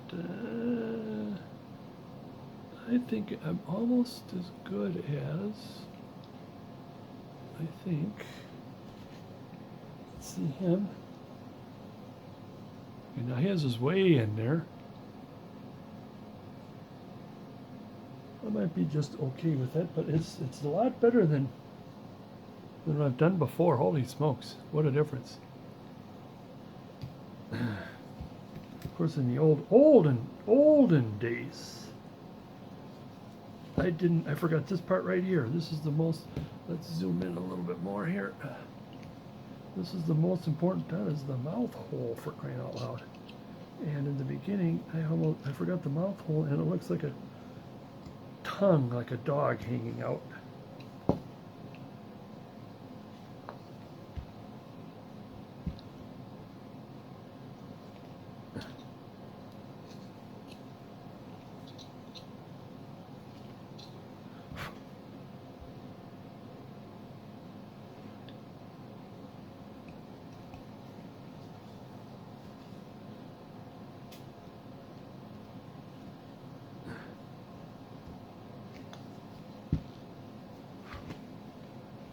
Do some more.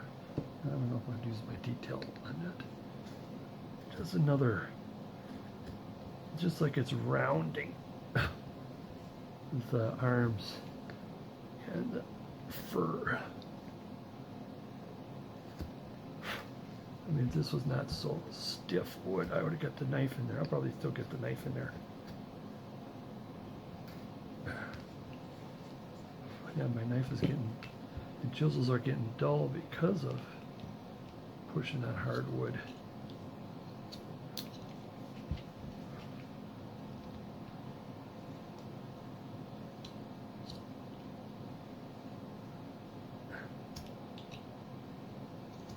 Again, I gotta get the visor in and fix all of that. Oh, did I round? I did round this arm, didn't I? Did I round this arm? No, I didn't. Or as much. So I gotta come back. Scooped up. I did put some roundness in there. Yeah, the face is looking almost too thin for this. I might need some more adjustments, but I like how it is. I mean, if it wasn't for the size, I mean, this is a smaller piece. I'll try that on a smaller piece, but I think that got too big. If I, again, take more, be careful I don't get into that cheek. I almost got into that cheek.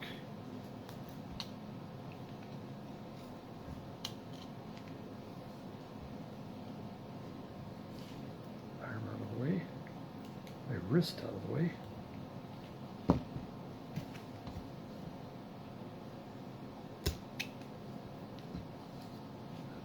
I mean, it did. It should help a little bit, but and I might have to even shrink the hat a little bit.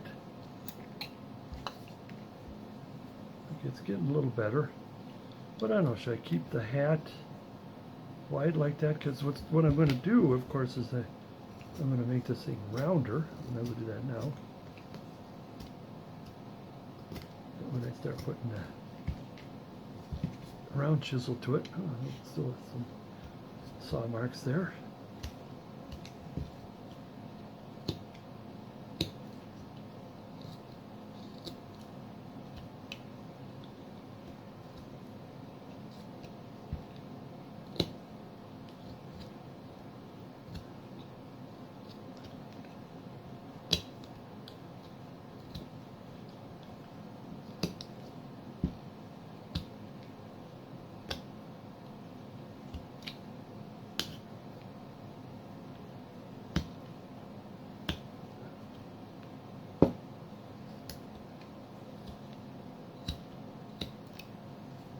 And by rounding it, it does kind of shrink it a little bit.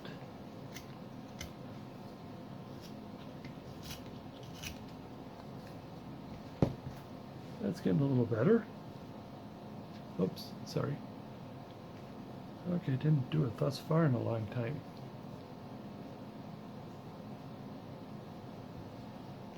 So I'm just barely, I've got a lot of saw marks there. Got a little more adjusting here. While I'm on it. Oh, I'm looking at it, I get on it. Still more adjusting. Now, I might as well at least take the saw marks off. And at least get the hairline in.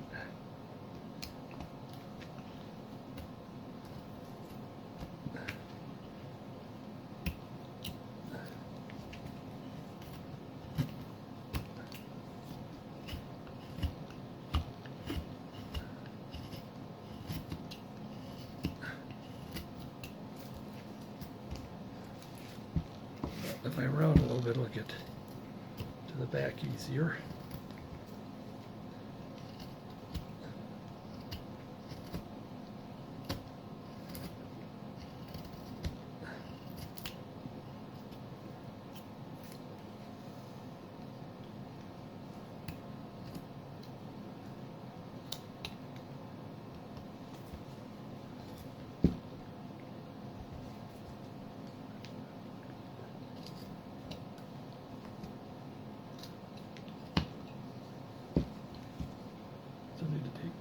Off more here.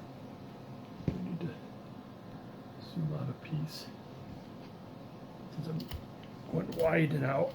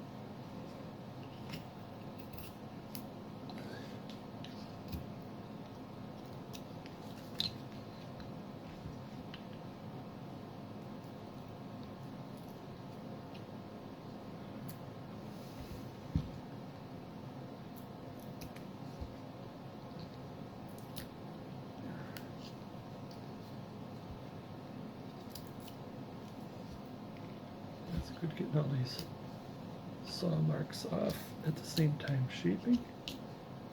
Oops.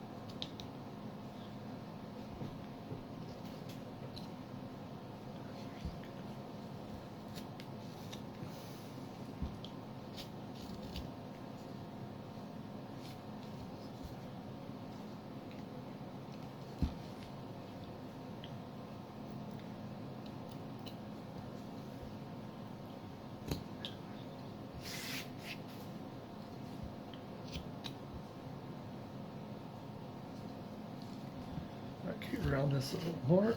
I'm starting to get back into the front. More rounding. Am I boring you with just this simple this stuff here? I could turn this, or you can fast forward, or because I would like to get to the point of putting the bottom fur on. Still a little too much of a butt there. And I would like to get, I mean, I could turn it off and do this.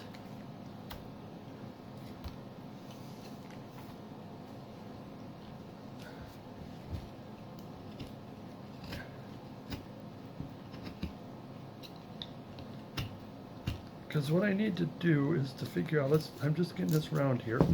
Let's get this part, this corner to finish. The corners, oh, I stuck my finger there, the thumb there.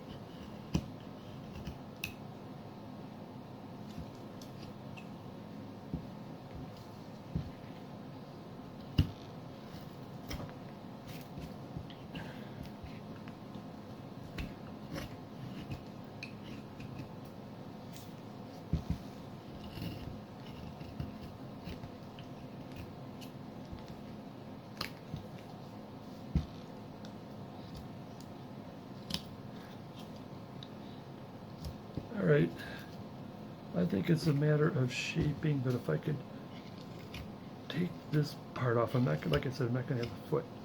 I think this is probably built for a foot coming out, and I don't want the foot. Do I have a foot? No, I don't have a foot coming out here.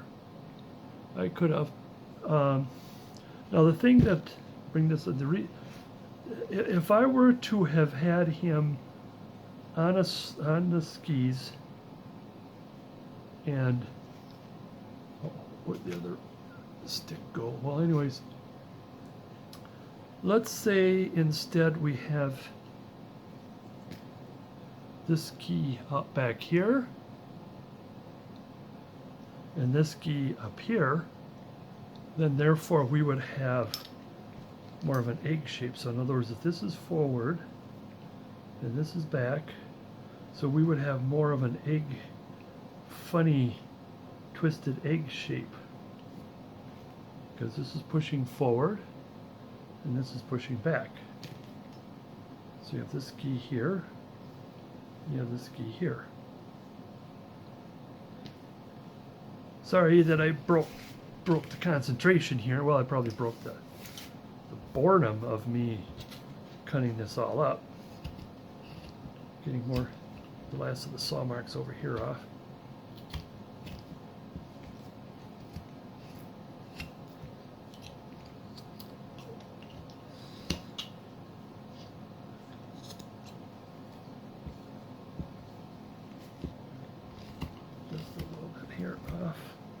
Or a little bit more off, because I would like, it depends on how you want to adjust this. Again, if you create your own cutout, you would not have this dip it in here, in which I have to spend extra time on. Can I do this without my glove?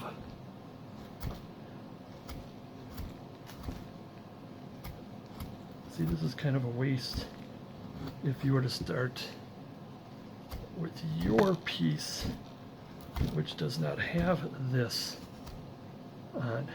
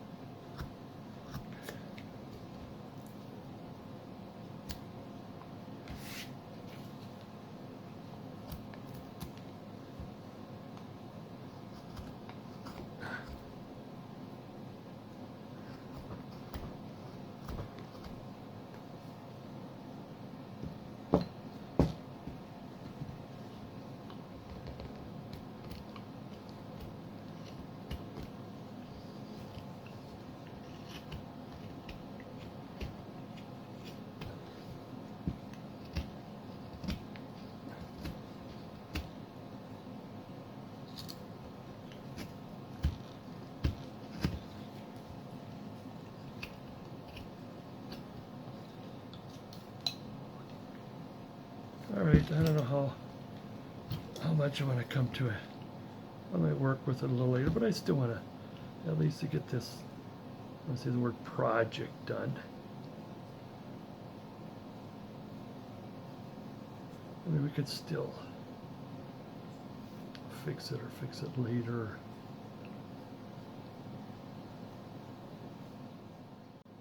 Or it might be good enough to put a picture on like that.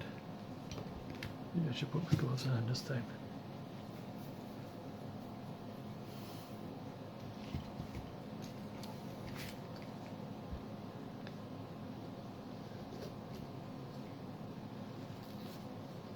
Now, I might leave this. What I did with this, you can see what I did with this. I might leave it with just a cut with this. But you could see how I did more than just, and I took my knife and I cut like this and like this. But since this is a canvas Santa, I don't know if I want to put that much. I might put a little bit of an English on there, but that's about it.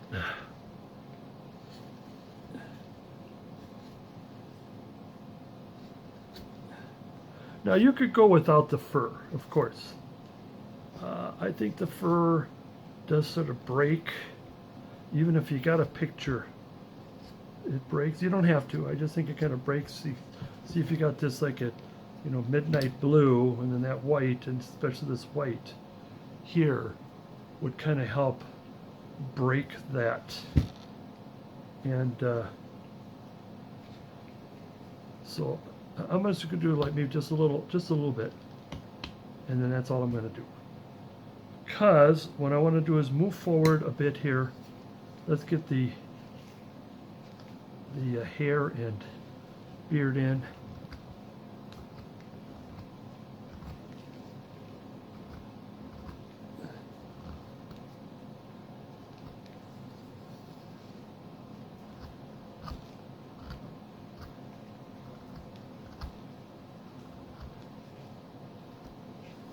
And you could look at my old videos, like a different way of doing beard. Is more the realistic beard. Now this for sure, I would not do the realistic beard. This would be, because this is kind of a fun, and if you do the nativity scene, you might want to do a more realistic beard, maybe. I was thinking if you did a nativity, it'd be more of an old world Santa. I'm just what I'm thinking, just what I'm saying, thinking.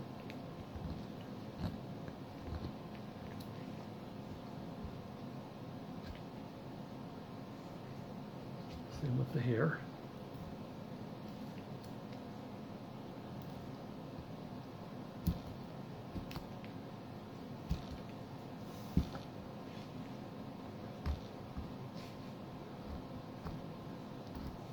I got a smaller. This is not my wider number 11.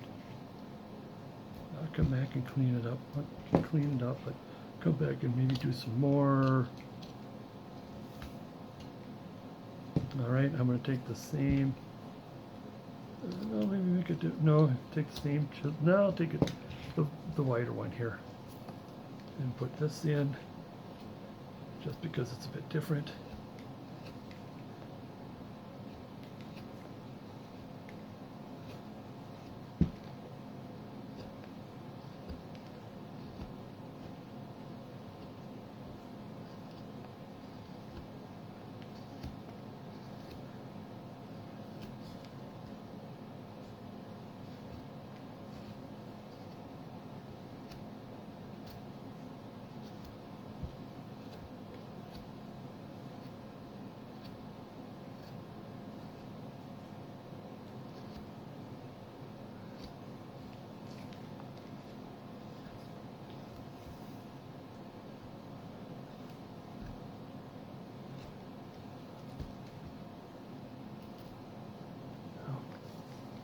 Go this way.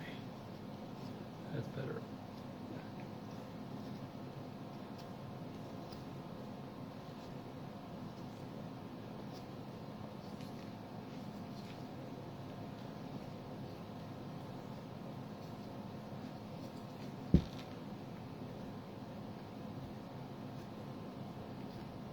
Kind of trying to rotate while I'm cutting, but it's got to be the right direction.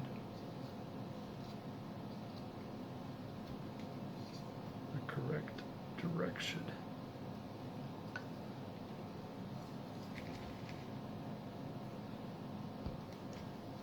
All right.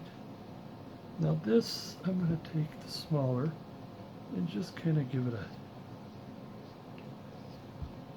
quick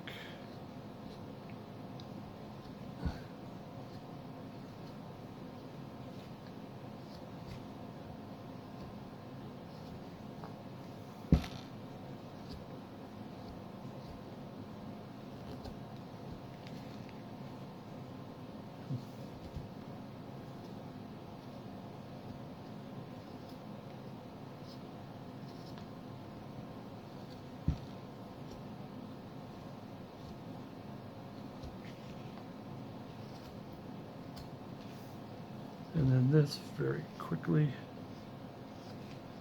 Or you can leave it as is. I've done that before too.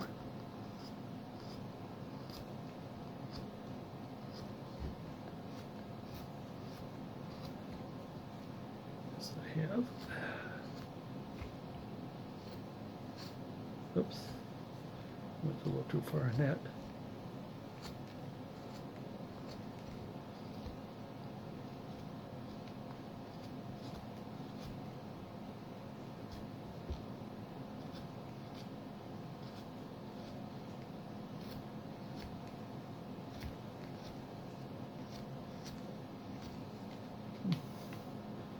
That was almost done here, but still the other edge to go.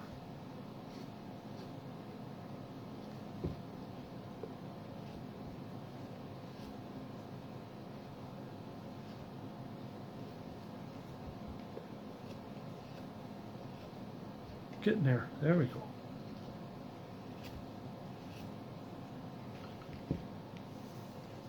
Oh, I forgot this.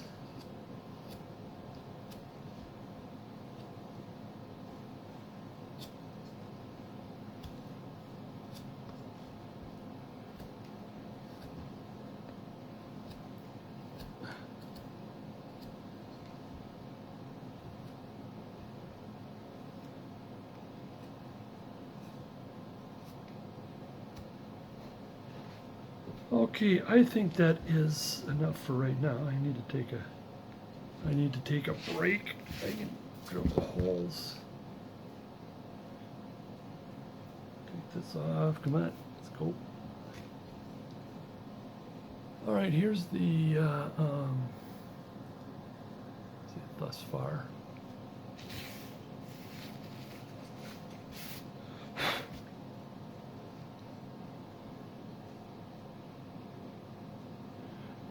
Next, when I come back, we'll do the eyes and the hands.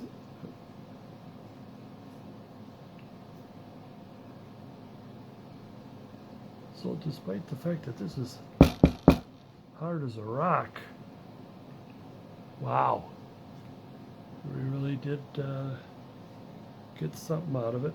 And like I said, the saw mark, the saw pattern came down here.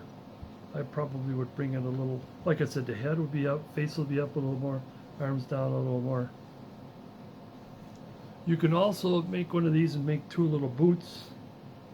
So you have the legs coming out. Do that. Now this being a canvas Santa, I wanted this pretty well straight. I think I'd put pretty well straight there too. Instead of rounding the bottom like here. There's a good example. And I'm not going to put any creases like that in this one. You see, it's like this thing here. You got here's the Santa, and then you could just put two boots underneath this if you want. With that, like I said, there's the pattern, and let me know who this belongs to. Or did somebody just take a pencil and just cut away on it? And now there's quite a bit more adjustment. And I'm going to take a break. Okay, here we go. Last night, it's morning now, it's night. I did kind of clean this up a bit, and so I can just move right on and finish. I did do the two creases. I could do three. Let's see. I can't remember. Did I do? Oh, I didn't do it to this one yet. So let's get back over here. And sometimes I would do three, or just recently, as a matter of fact. And it just adds to the puffiness of that shirt or cloak. Anyways, I did drill. I did sew drill. I did sew what? The thing is I'm going to have him, this particular piece is going to be a tree holding Santa. One of the things that I want to do is not try to put too much. Yeah, you probably could by putting a stick through here. Because that's usually when you have a stick coming down, it might get in the way of your picture. Now this I did turn. I tried to turn the hand a little bit as I could, because I think, no, I went in the wrong direction. Naturally it would be like this. So I went in the wrong direction, sorry. It should have been like this. I just held my hand natural for some reason. No, I don't know. Yeah, it does go. But then probably the pressure. Anyways, try to tilt it a little bit. I did tilt it the wrong way. And so, excuse me. So let's start carving. So, and it's still hard to hold on to this at an angle. I think I can zoom in just a little bit more there.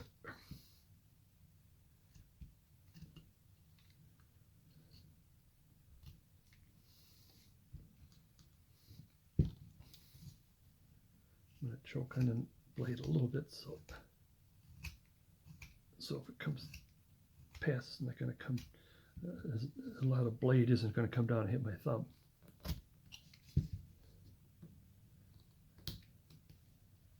And then I want to bend this a little bit this way. Now remember, this is the one that I had the top.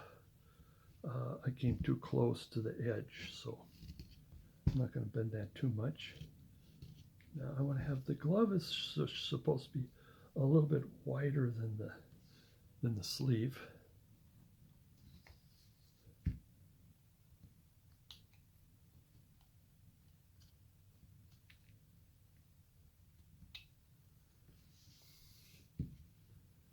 And rounding, and we're rounding. Now is the time for me to do the undercut here, because I want to put some shadow between the hand and the sleeve.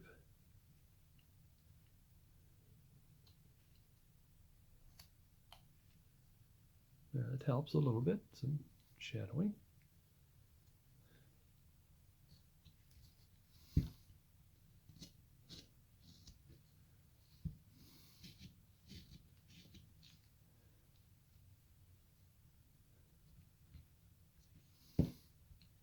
Take that pencil mark off.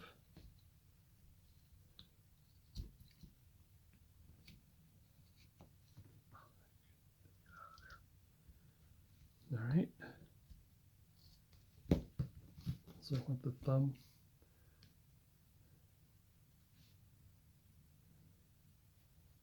like this, like so.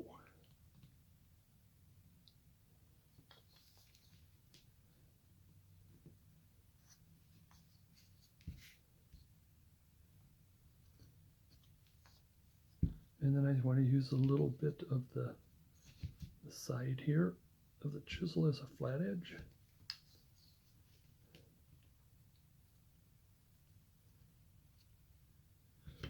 And use the knife for the rest.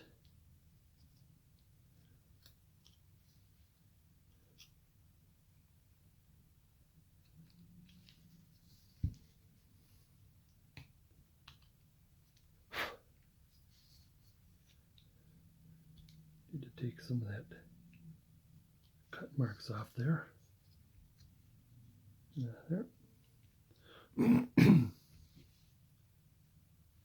little bit of roundness here. And I do want to be careful. I do want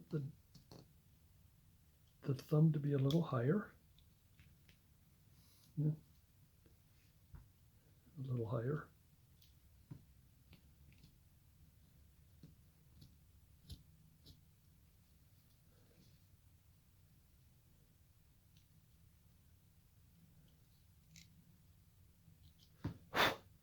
Well, he just don't want to cooperate.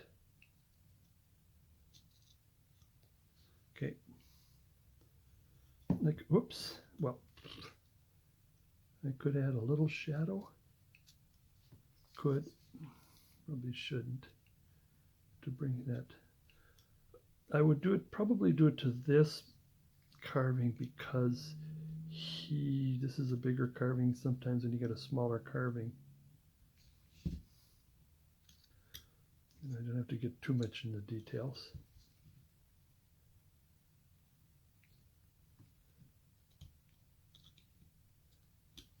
Okay, moving right along. Shape.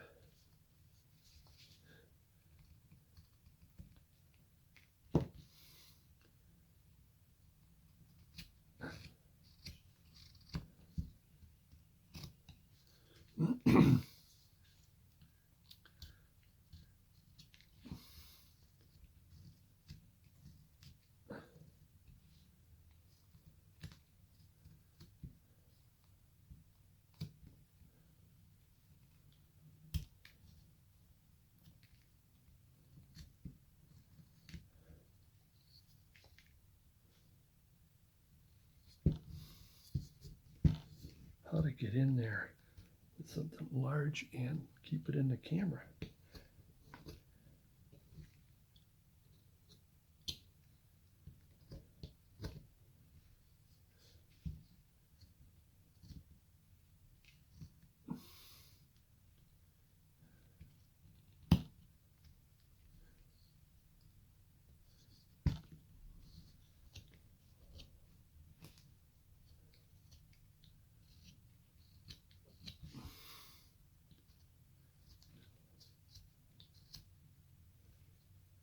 All right, take the pencil marks off. Now that I make sure I carve it in the direction of the hole.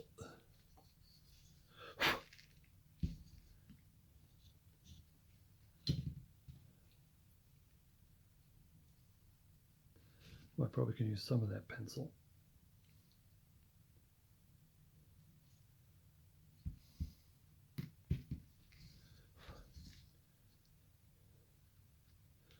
away from the thumb. Tilt away from the thumb into the glove, into the mitt, pardon me.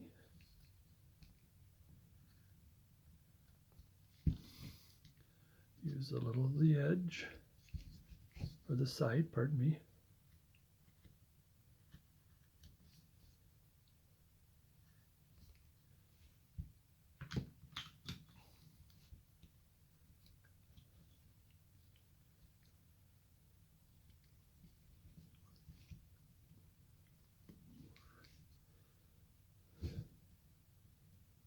Mm-hmm.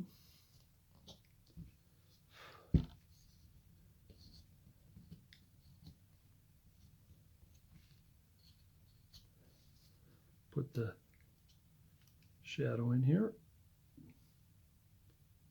the undercut.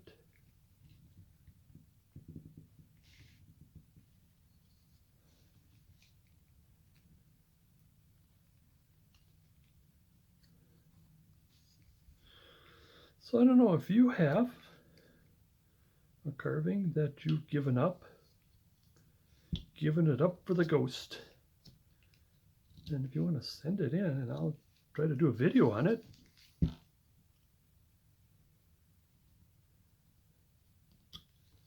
Let me know. Take on a challenge. I have received a lot from people saying they like this new kind of, let's see if we can come up with something. I still have a couple more. I got another snowman cut out. I have no idea, other than I know it's a snowman and I know where the nose is and where the round body is and all of that. Let's see if I can come up with, see if I can bring that one up. But like I said, I'd like to take a break for a while. My elbow is really starting to hurt from doing all of these in a row. All right, I'm going to end here with the mitts and the mitts right here. I do want to just a little bit.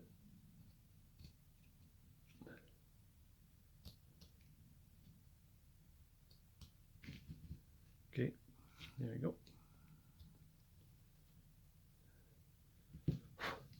Okay, there's the mitts. Now, I am planning on having him carry a tree. With the, I believe I may have mentioned that. And here's the deal: is I just quickly grabbed a piece of wood here. I mean, this would be kind of more. Might be a little small. I mean, it's long enough. And it depends on how we'd have. Now you want the sharp point up, and I have already seemed to have lost the. Oh, is that it? Oh, there's it. There he is. What's that in it? Well, it doesn't matter for what I'm trying to do here. And you can make it a little different. See here, you can bend it. As a matter of fact, carve a piece of wood and have it bend a little more. But this, I just have it as just simple. And you want the point up. I don't know, unless you can do that if you have the point down, if that adds to it. Point up, and you want to try to make it as even number between here to here and here to here, give or take. And I did, as a matter of fact, while we're at it, I still need one more. Let's pull this out and get the skis going here.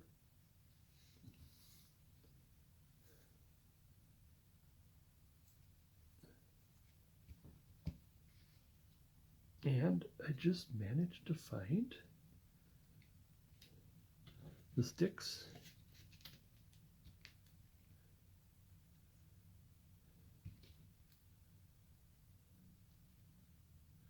Now again, they're a little, this time they got a little too the hole's a little bigger than the dowel, which I always like to do when it comes to like the skis. There.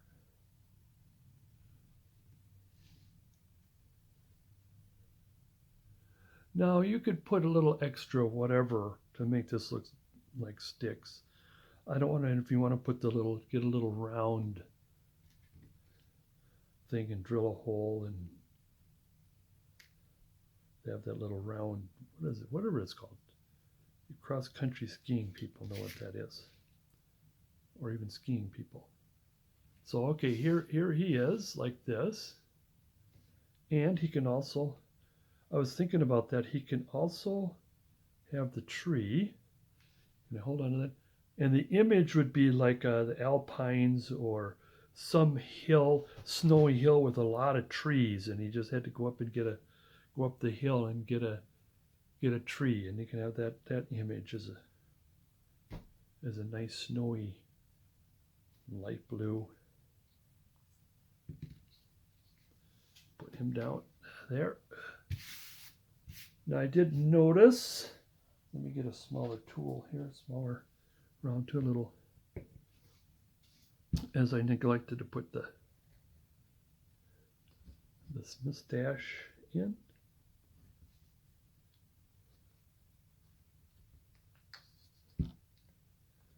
The mustache.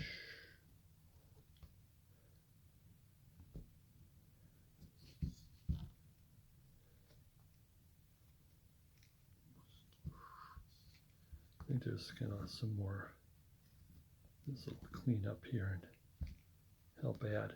Now I have, if you want to, I'm not going to, is you take start off with a larger round tool, and then you graduate down to a smaller round tool, and you keep going down and down until you get at a different texture that you want. I'll do just a little bit.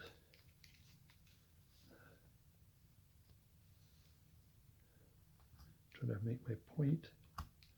Now the thing about doing this, coming down, is that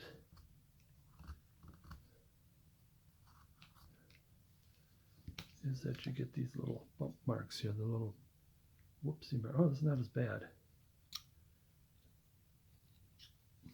You can even take a knife and separate if you want.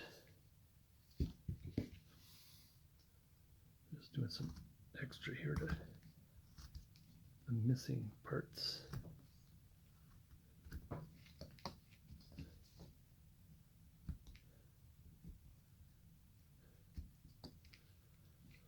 Okay, oh, that got kind of missed. Now we got down to the face.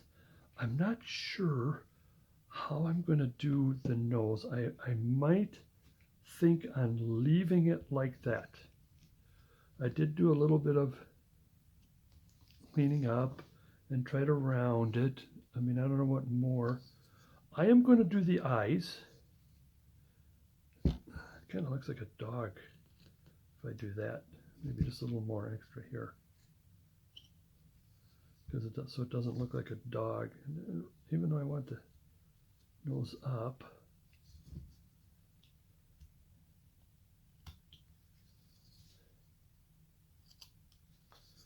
I'm debating. No, I will.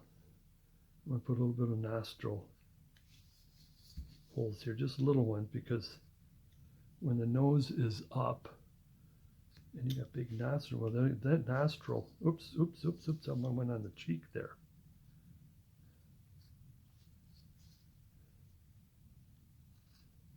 Just to say that I put nostril holes in.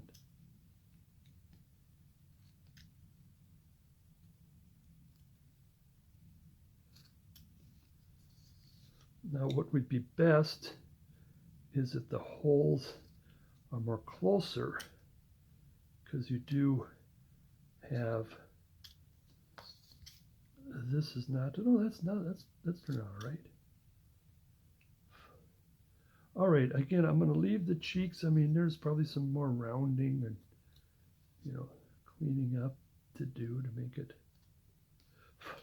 I'm just going to go straight to the eyes. Now this has to come down a little bit like this and a little bit like this, so it had the roundness to the cheek.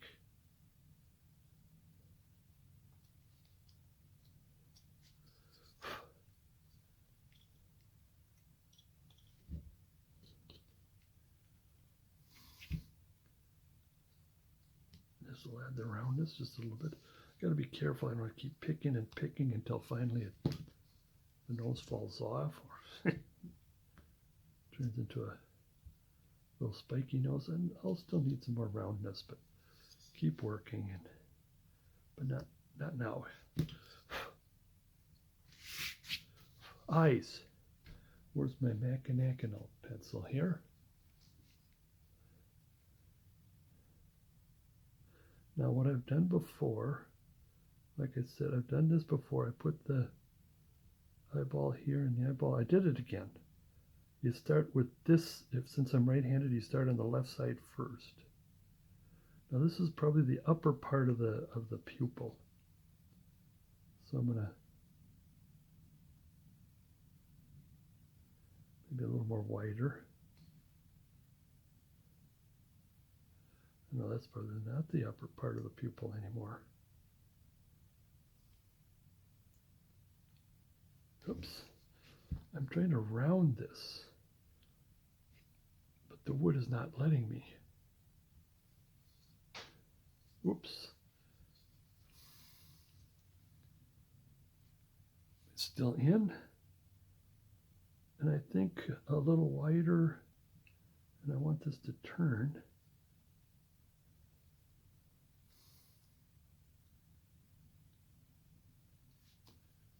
Okay,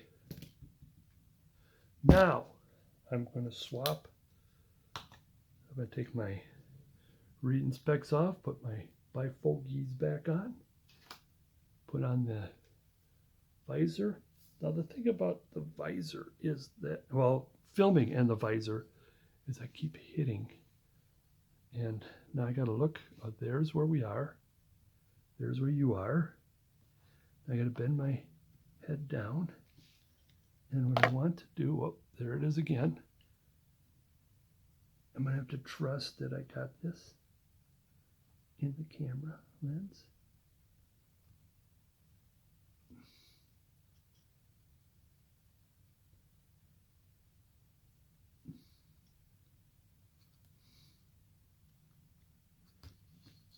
Now I am going to follow what I did here. Instead of the pencil will help me a little bit, but I want to do it just as much.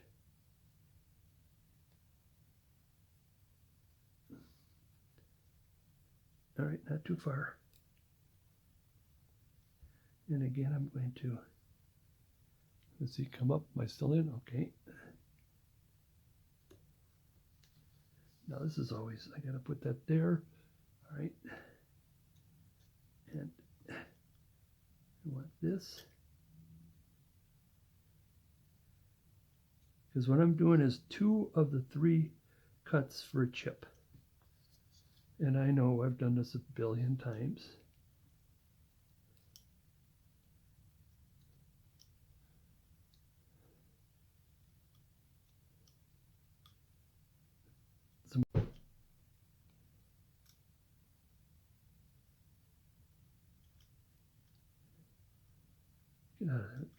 Get out of there.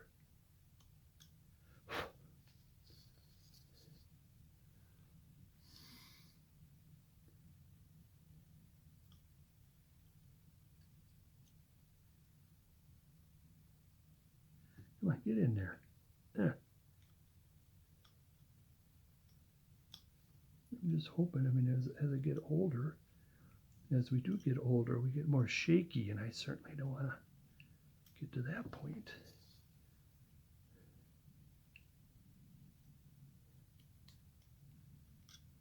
All right. Basically, how close can I go before it gets out of focus? So there's where we are. Thus far, it's still a mess. I think I need a little more here, just a little bit more here. Okay, I'm going to start going up to the top. Up. No, in this case, going down to the top. Now I'm going to go from the top down, in which I will make the top part stick out more.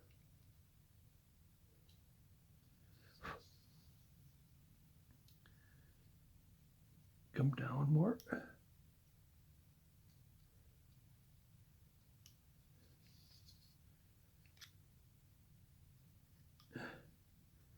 And it is all a matter of picking and cleaning it. Yeah, I still need a little more on the top. And then come down.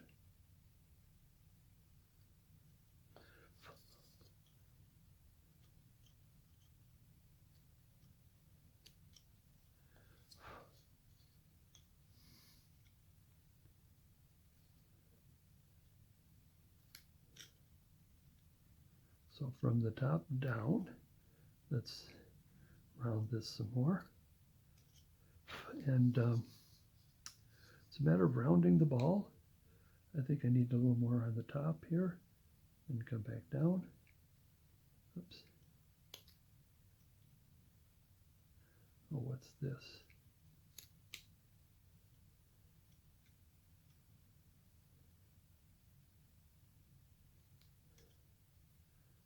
And it's just a matter of keep rounding and rounding. And then I am going to take my knife and just do a twist. Twist. And I just like a nice soft bottom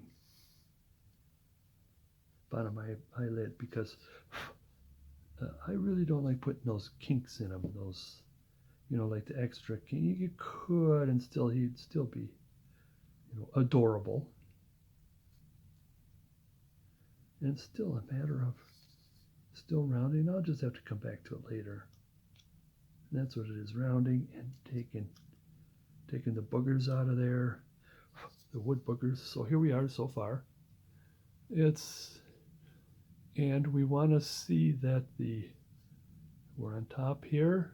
This is sticking out and the bottom is sticking in. Is that true? Give or take-ish. Okay. Now I am thinking I might need a little more here. And it's a matter of adjusting. Like I said, I'll adjust on my own. You don't need. Okay, I'm going to take my smaller V. And I'm just going just above the eye. Still in.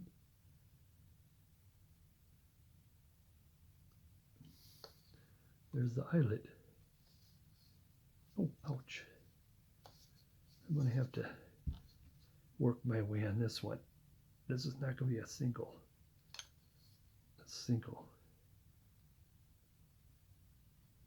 swipe there.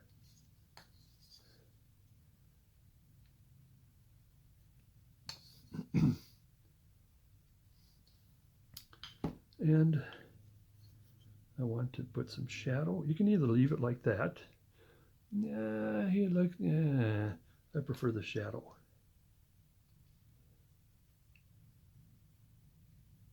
About, like I said, about 10 or 20 degrees away. Flip it over and you keep that 10, 20 degree angle, except it's going to be in the opposite direction. Now you could, I've done this before, this is like a smaller eyelid.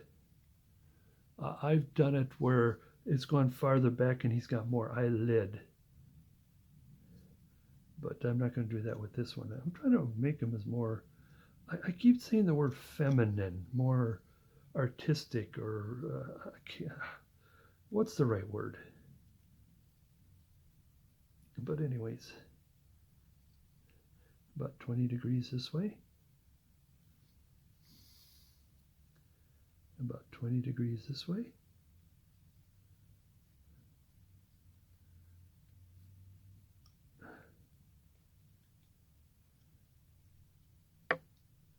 It's still in.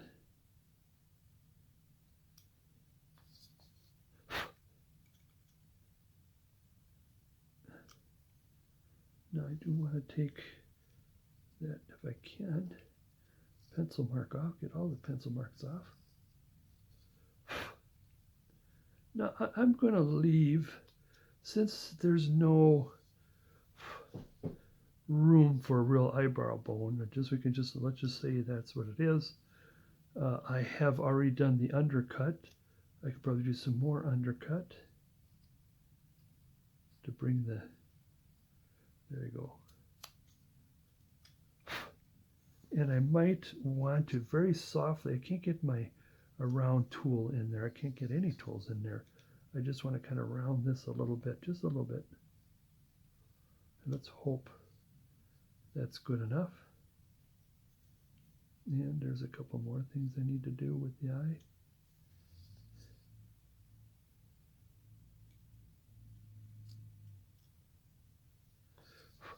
Again, more of this and that, and cleaning, and again, if you got a tool, if you got a cutout or something, a project you started and you either tired of it or you ruined it, or all right. There's a lot of pencil marks again, a lot of pencil, a lot of shaping, and I just don't want to waste too much of your time trying to shape it, because other than putting eyebrow hair in, we're getting close to done here.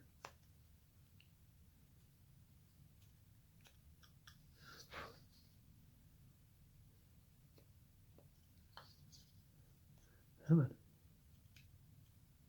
So it's very interesting how this turned out, starting from the, oh, that's a nostril there, careful.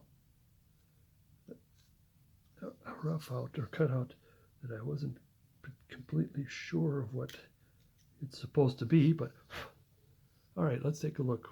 We got here. No, before we do, where are we here? I neglected to take this tool out here. Let's give him some eyebrow hair.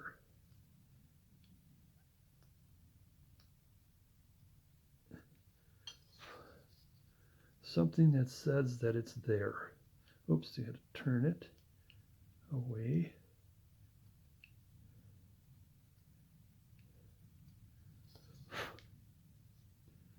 Now with that, I forgot to bring my paper bag. I always finish with the paper bag rub. So all I got is this.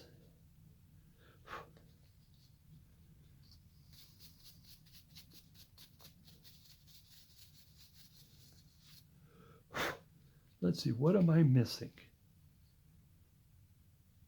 Right, there's the eye. I haven't gone this way. Oh, yes, there, I'm missing one thing. I forgot this little extra oozy, what's it?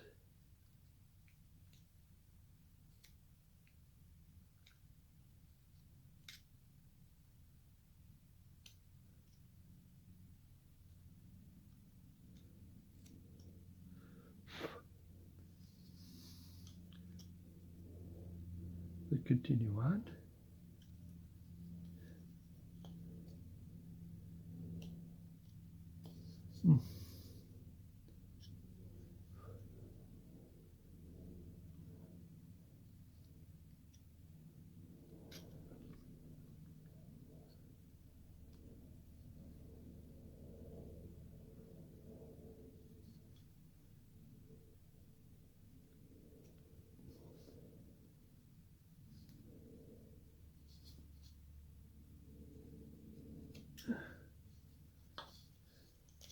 I mean, there's now just a little bit of this and a little bit of that.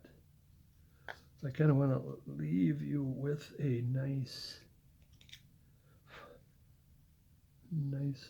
finished product.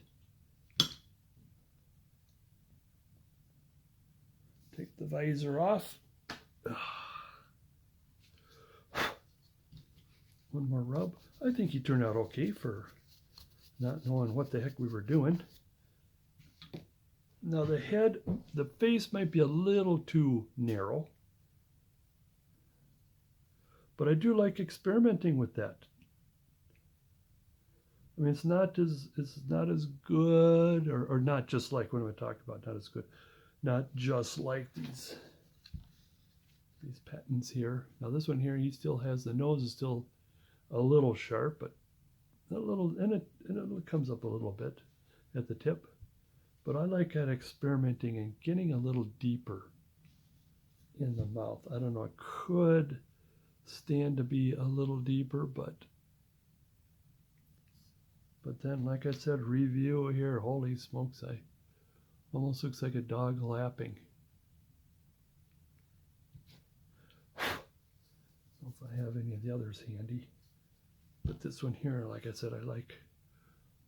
One of these days I'll do that and have that nose come way up like that. And like I said, this is, here's if you want to have the pouch, like a little piece of wood. You have the pouch, and of course you have the twine coming around. In fact, that's what he's got here. I didn't even notice that till just now. He's got, this is being held by a twine, or a rope in his case. And it's very interesting that I like is how he, oh no, actually what happens here, that is holding the bag together, but then he still has this strap here. I think it's holding the bag. Yeah, because it comes to an end here, so it's only one strap. Did they forget the other strap? But I do kind of like this, how you can have a pouch and then have a tree sticking out. I would, if you did a pouch, I would cut that all the way down, do a tree, and then shove that in there. Maybe even take some boxes, and carve them into presents or a ball, and just like here a horn. All we needed here was just the bevel of the horn sticking out. Make one of those, pop that in there. I tried to experiment on stuff like this, have that come around. I like that, how it comes around. I think it kind of did not leave me too much, because I did notice that there's this extra bump was where the ball was going to be.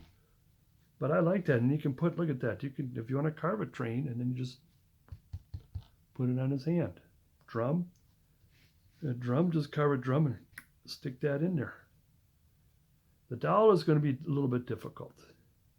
Same here, he's got this little horn sticking down. All you needed is just the horn part. You didn't need any of the whatever twirling around. And one of these days I might do something like this, or it's tied together like that. I mean, I like playing or looking at these things. Now he's got this texture. I'm not ever going to do anything like that. This texture. Is that corduroy? Same here. Look at, just take a square piece of wood and stick that on there.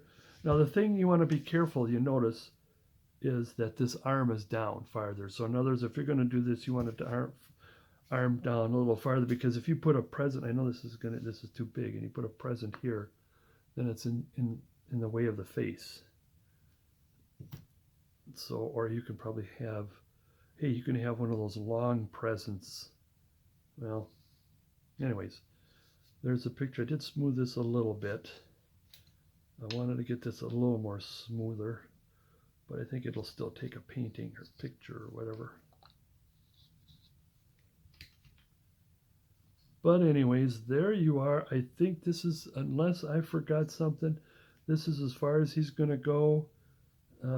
I didn't cut out anything for skis. I don't care for him to have skis. I might later on. But I think I'm going to end this right here, right now. I mean, there's some adjustments. I might want this to turn a little bit more this way.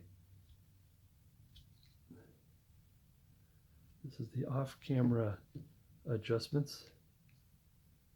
And here maybe a little more cleaning up, but I figure, well, if you paint, and I might not have to worry about that, but I will kind of clean that saw mark there. But that's where we're going to leave it. What a difference. And like I said, it came with, at the top, I could have cut this off.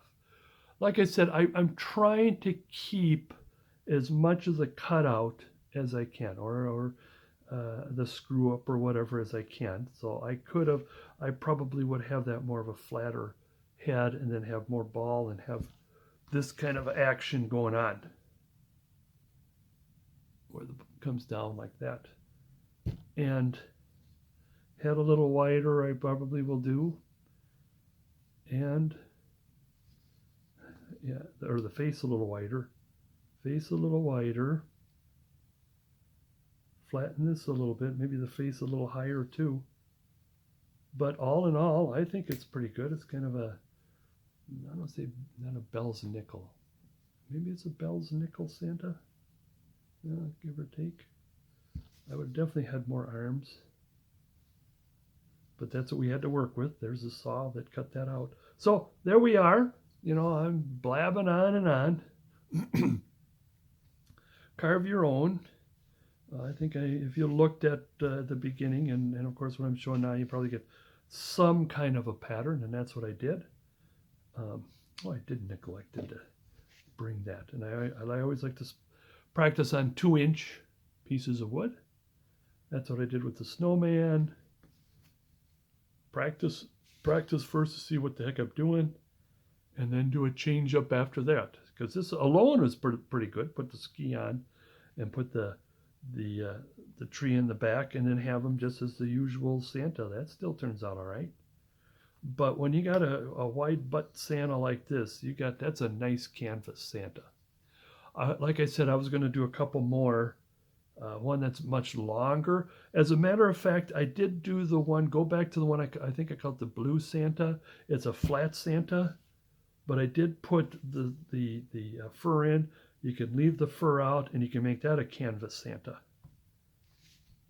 But yeah, and you could probably do all kinds of stuff with that. But anyways, this is it. We're done here.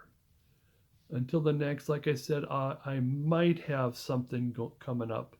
I will have a couple of things coming up. I will have, we had the Spoon Festival in Milan, Minnesota, and oh my goodness, it's really wonderful. That's coming up, and other shows. But stay tuned. Adios. Till next time.